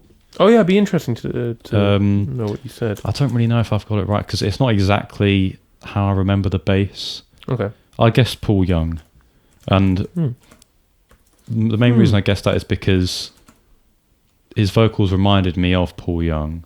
And in a lot of his songs, he has the bassist, I think it's Pino Palladino, whatever his name is. Yeah. Who plays his bass. And he's got quite a recognisable sound. So sure. I put Paul Young. I put Sad America was the title of the song. Your Joker's gone by, so I'm intrigued to see what the actual title is. Yeah, intrigued to see whether you argue with me or not. Let's give it a go. I said Jungle Pop, and I've just put pop as well because it sounds like, if it is an 80s song, it's around that time. Sure. Okay. 1986. I just went sort of middle of the ballpark with that one. Okay. I'm just checking something very quickly. Okay, yes. So, okay. Well, here's your answer. Oh, what the hell? So, this is a band called King Crimson. That's probably why I didn't recognise it. It's a song called Mate Kudasai. We'll get to it, don't worry. 1981. I said art pop, prog rock, soft rock. It's one of their slower movers. I've done my King Crimson rounds. Nice. This is off an album called Discipline, which is, well, you know, what's his face? Fripp? Not Fripp. Lake? Sorry? Lake? Greg Lake? Yeah, Greg Lake. He's long gone. I was going to say he is long gone. He's dipped. So from the really early stage of King Crimson, that's long gone. He's well in his Emerson Lake and Palmer phase. Exactly. And you've gone through albums like Red, where you get John Wetton, I think is his name. Okay. Excellent bassist, and he's the lead singer for those albums. Right, okay. But then he goes, and then you get another reshaping of the band. Like this is a proper reunification at this point, because you get quite a different look to the band. Robert Fripp stays constant throughout the whole thing, but the lead singer is at this point it is Adrian Bellew. Yes. I think on this song he's got such a lovely voice. He does have a beautiful voice. It's so I mean, the rich. fact that I guess Paul Young, I think, is a testament to how nice his voice is. Yeah. There you go. This is a cool album. I like this album a lot. A lot of stuff going for it. This is the highlight of the album for me. I have decided through listening to King Crimson that Fripp is probably one of my favourite guitarists. Nice. I think technically outrageous. Oh yeah. Right. Yeah. And as a the way he writes guitar parts, and harmony sections and everything, just silly. But what I didn't realise is just King Crimson interesting fact, I suppose, is that I didn't realise that Peter Gabriel's kind of session musicians were at points like a King Crimson tribute band, because not only is this album got Robert Fripp, who he relies on at various points, the new bassist that comes in to replace. Yes. Yeah. Sorry, I was. Oh, you were mouthing it. Mouthing it. Yeah. Yes. I thought you were telling me like. The audio is not Fred, working. we need to wrap up. We need to. Is Tony Levin. Yeah. Who is Peter Gabriel's bassist choice for a long time now, and he is excellent. I love him, and you get all the comments on the YouTube videos under things like Discipline and everything. Every now and then you get. I remember one comment. I can't remember what song it was. It said, "Oh, just for people that are new here, the bassist is called Tony Levin," and that's all it said, because he's so smooth. Like his bass choice is a stick bass. I mean, like, oh wow. What a weirdo, am I right? But no, this is one of my favourite albums of theirs, Discipline. It's very good. Mate Kudasai. Oh, that's what it is. Sort of loosely translates to quite a few things, but it's sort of, please wait. Other translations I've seen sort of mention love here and there. I think I haven't seen anyone sort of say there's a straight translation for it, but I thought that it was a loose enough connection for me to get away with it. And I suppose it's not in English anyway. So what's the translation? Sorry, I blanked. Like, please wait. But I see other translations mention love and stuff. It's definitely a love song. Yeah. It's so simple lyrically, because it's just very short verse, very short chorus, very short verse, very short chorus, and then just sort of slide guitar. Yeah. It might be, I don't know if it is slide guitar, but it sounds like it. What is it? It's never was a night so long like the notes I'm sending. She waits in the air, Mate Kudasai. She sleeps in a chair. She sleeps in a chair. She sleeps in a chair in her sad America. Oh, yes. It is. I feel like it's just him showing off he can sing, to be honest. He takes main stage. Yeah. Yeah, I've spoken more than I wanted to about this one probably, but it's a good song. If you ever get around to King Crimson, don't skip Discipline. Good album. Yeah, that's it. There you go. Cool. I am going to say, oh man, okay, we're being cruel. 1 point. Okay, I'm sorry. that's fine. I'm sorry. Don't That's hate fine. me. I will hate you if I lose. No, I'm joking. I didn't realise you'd been making your way through King Crimson. That's very cool. I can't tell you most of these things, Chris, because I'm a good storing point, up actually, things yeah. to talk about. It's the con of this Yes. is that as much as we love talking about music to each other, we can't ruin it. Well, I'll tell you what, Mate Kudasai can finally take a Music of the Week slot now. Goodness me, it's been over a month. Yeah. Oh, that's what I had. Okay. I am fascinated to hear everything about this because all I ever see, I mean, now I've got someone to tell me, face to face about their interpretation of this person. Okay. But everything I ever see is that he's just so interesting. I believe this is Daniel Johnston. True Love Will Find You in the End. I think that's the title. 2002. I'm not too sure when his years are. Outsider music, I believe, is the phrase bandied about. Aside from the year, yeah, pretty close. Oh, it's okay. It's much earlier. Okay. Yeah. Well, his 20s, I suppose, was sort of the 80s. Okay. And that was when he was making a lot of his stuff. Yeah. Yeah, well, I guess I want to start with asking, how much do you know of Daniel Johnston? Because to preface this, Fred had been meaning to get into Daniel Johnston for a while. I was this close. And from when we were recording this now, last week, there was a pretty big football game on. And it was between the two teams that we both celebrate. Yes. And my team lost. So I was very, very sad, quite inconsolable. And I put a song called Desperate Man Blues by Daniel Johnston, which is probably my favourite Daniel Johnston song. Oh, okay, that's interesting. On my story. And then Fred proceeded to say, wait, do you mean you've got to Daniel Johnston already? Yeah. And it turns out Fred hadn't got to Daniel Johnston yet. So, note to self, or note to anyone out there, this should be obvious, but it wasn't to me. Never put anything off for about a year. Never do that. It's not good. So yeah, how much beyond that do you know of? Well, I know of this song. He's got one, Walking the Cow, called Walking the Cow, I think. Oh yes, yeah. He does all the art for the albums himself, I believe, which is also a bit weird, a bit different. I believe he is, well, he's not alive anymore. He was mentally unwell when he was with us. I think I just see him categorized within this sort of new label I see people coming up with, called outsider music, which is people that have quite a strange background, or they produce very odd music, hard to categorize. Well, people that don't have a musical training. Yeah. I think a lot of people say that one of the tropes of it is musicians that suffer from a mental illness as well. So it's a common theme with a few of them. A lot of people say that the Shags as well.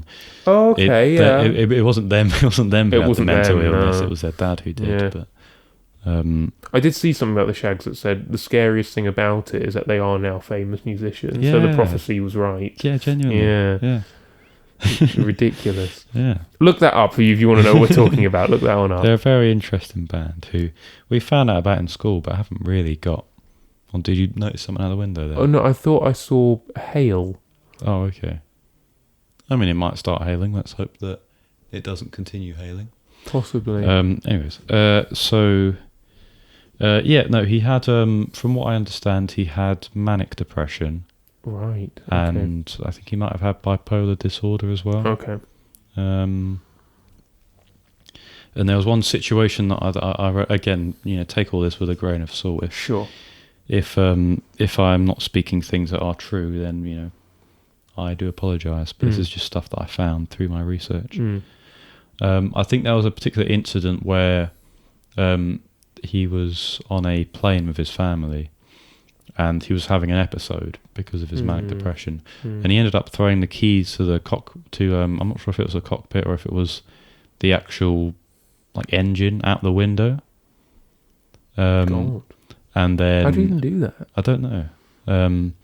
They can open the window in their cockpit, can't they? Oh yeah, okay. Yeah.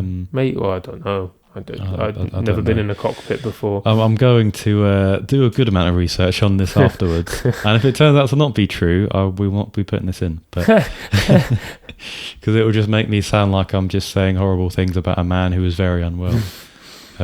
You heard it here first. But yeah, they had to do an emergency landing basically Because of him. Yeah, Unbelievable. because he had an episode. But what strikes me about his story the most is that, I think with a lot of musicians who are maybe unwell, or you might look at their careers with, maybe certain clouds with it as well. Say Nick Drake, for example, the fact that he overdosed. Even someone like Elliott Smith, who I've been listening to a bit recently, the fact that his death is still a bit shrouded because he was...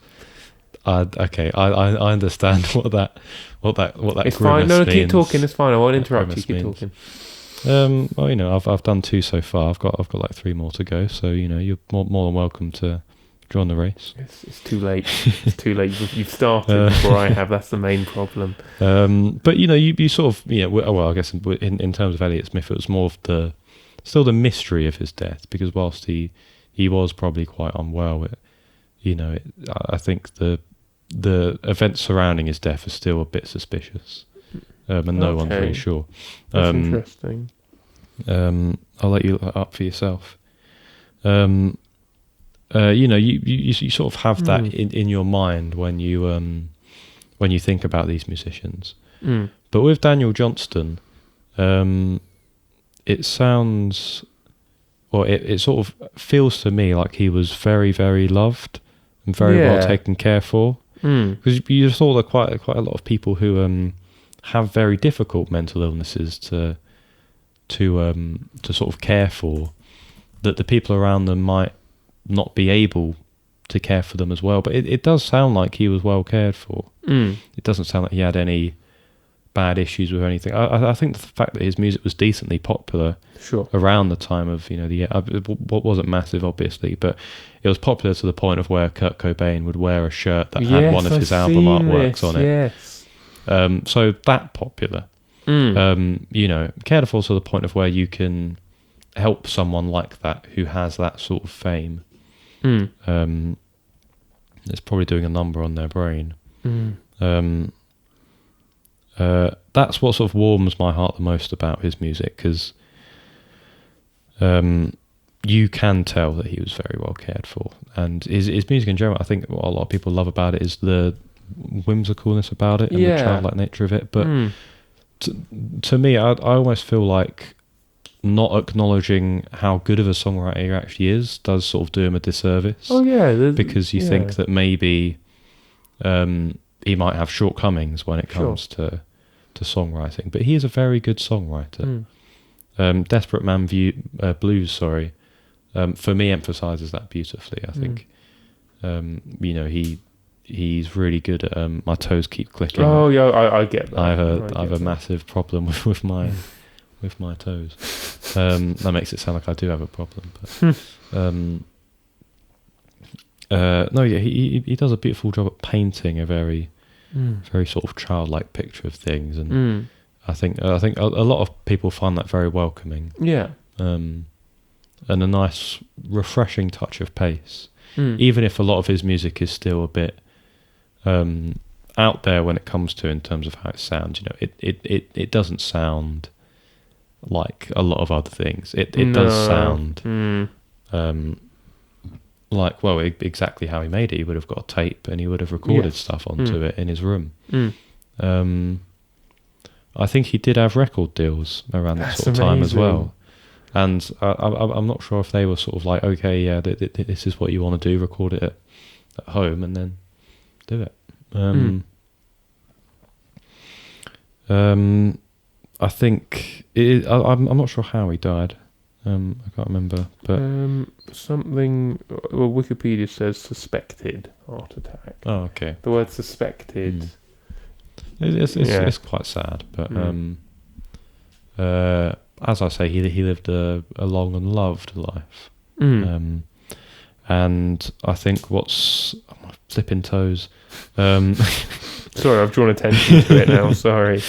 I think what is so beautiful about his stuff is you see a song like this where something as often complicated as love is very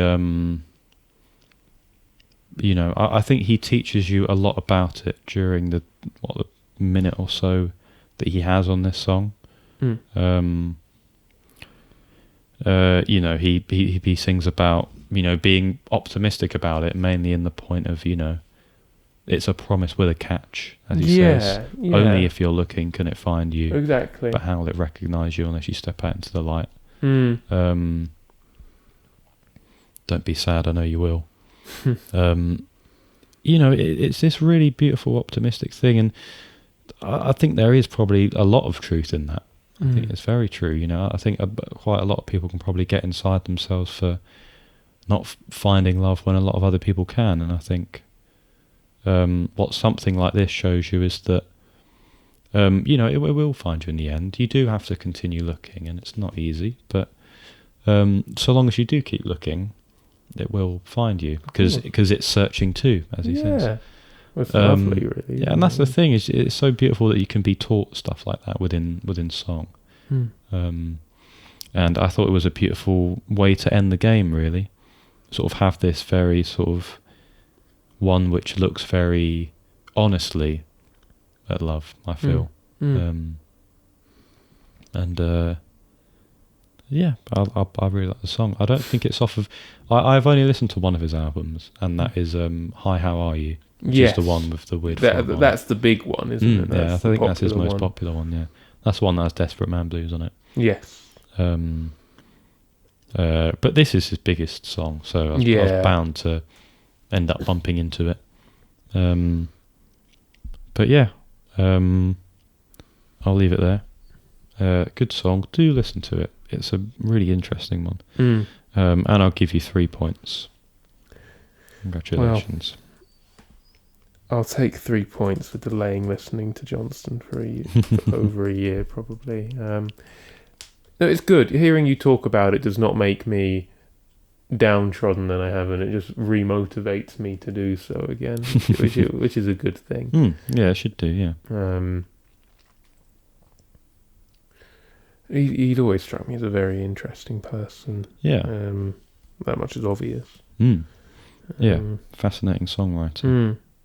Very talented as well. Clearly. Yeah, and I think, I'm not going to glamorize mental illness here, but the openness which people say he displays and that childlike nature, the childlike approach to topics, I suppose it's refreshing to see it from that perspective. This sort of element of what sounds like more positivity in some places. Yeah. And, if it helped him, that's surely the best part of it, Yeah, of course. Of course. Well, I've counted mine up. I do believe I have got it right. I counted mine up. Why haven't you? Do you need to use a calculator? No, because I think I've just done it, actually. Okay. I realise I'll have a half point and you won't. Oh, so no. Okay. It may be very close. Okay, yeah, that's definitely the score. Okay, so cool. we've added up our scores, and then we do a countdown, and then we share them with each other, and then, well, normally we're both very magnanimous, whatever the result, but you never know, maybe one day one of us will flip a table or something, I don't know.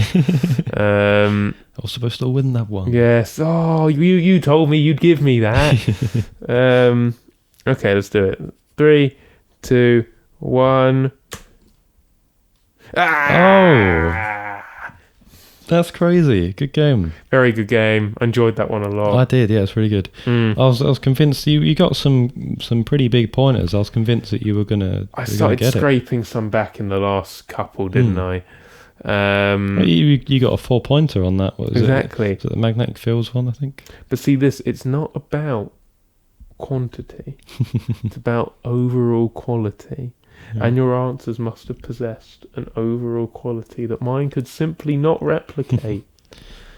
I did lose it towards the end, but... Lose it more. No, I'm joking. I was on 20 points. And... I was on 22.5. There you go. Very Those are your final scores. There's someone out there, keep a tally if you want. we'll figure out who's the big dog by the end of it. Who's the whiteboard gamer?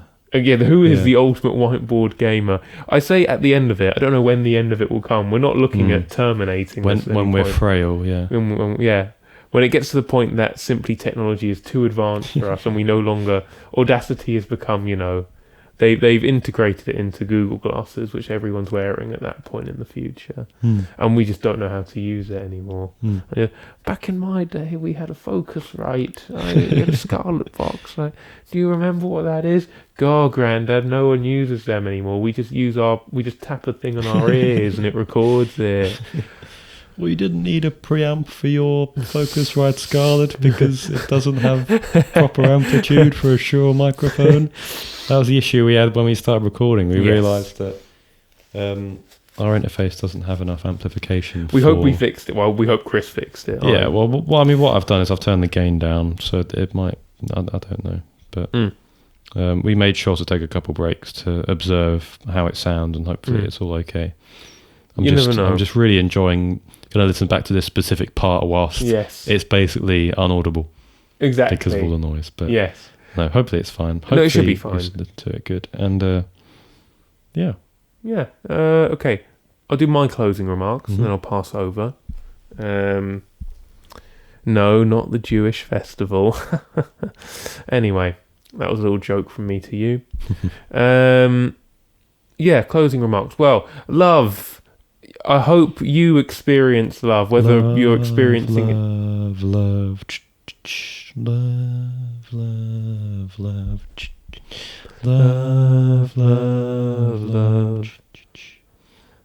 don't know how it goes after that. All you need is love. Very true.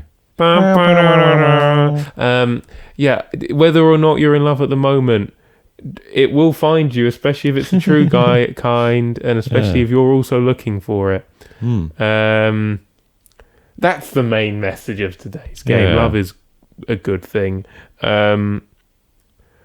However, if you are Neo, make sure she says that she wants to love you back first before you write a whole song saying "Let me love you." And presuming that she can't love herself in the process. Consent is important. For some reason, I thought you were talking about the Matrix there, and you were talking about, is her name Trinity?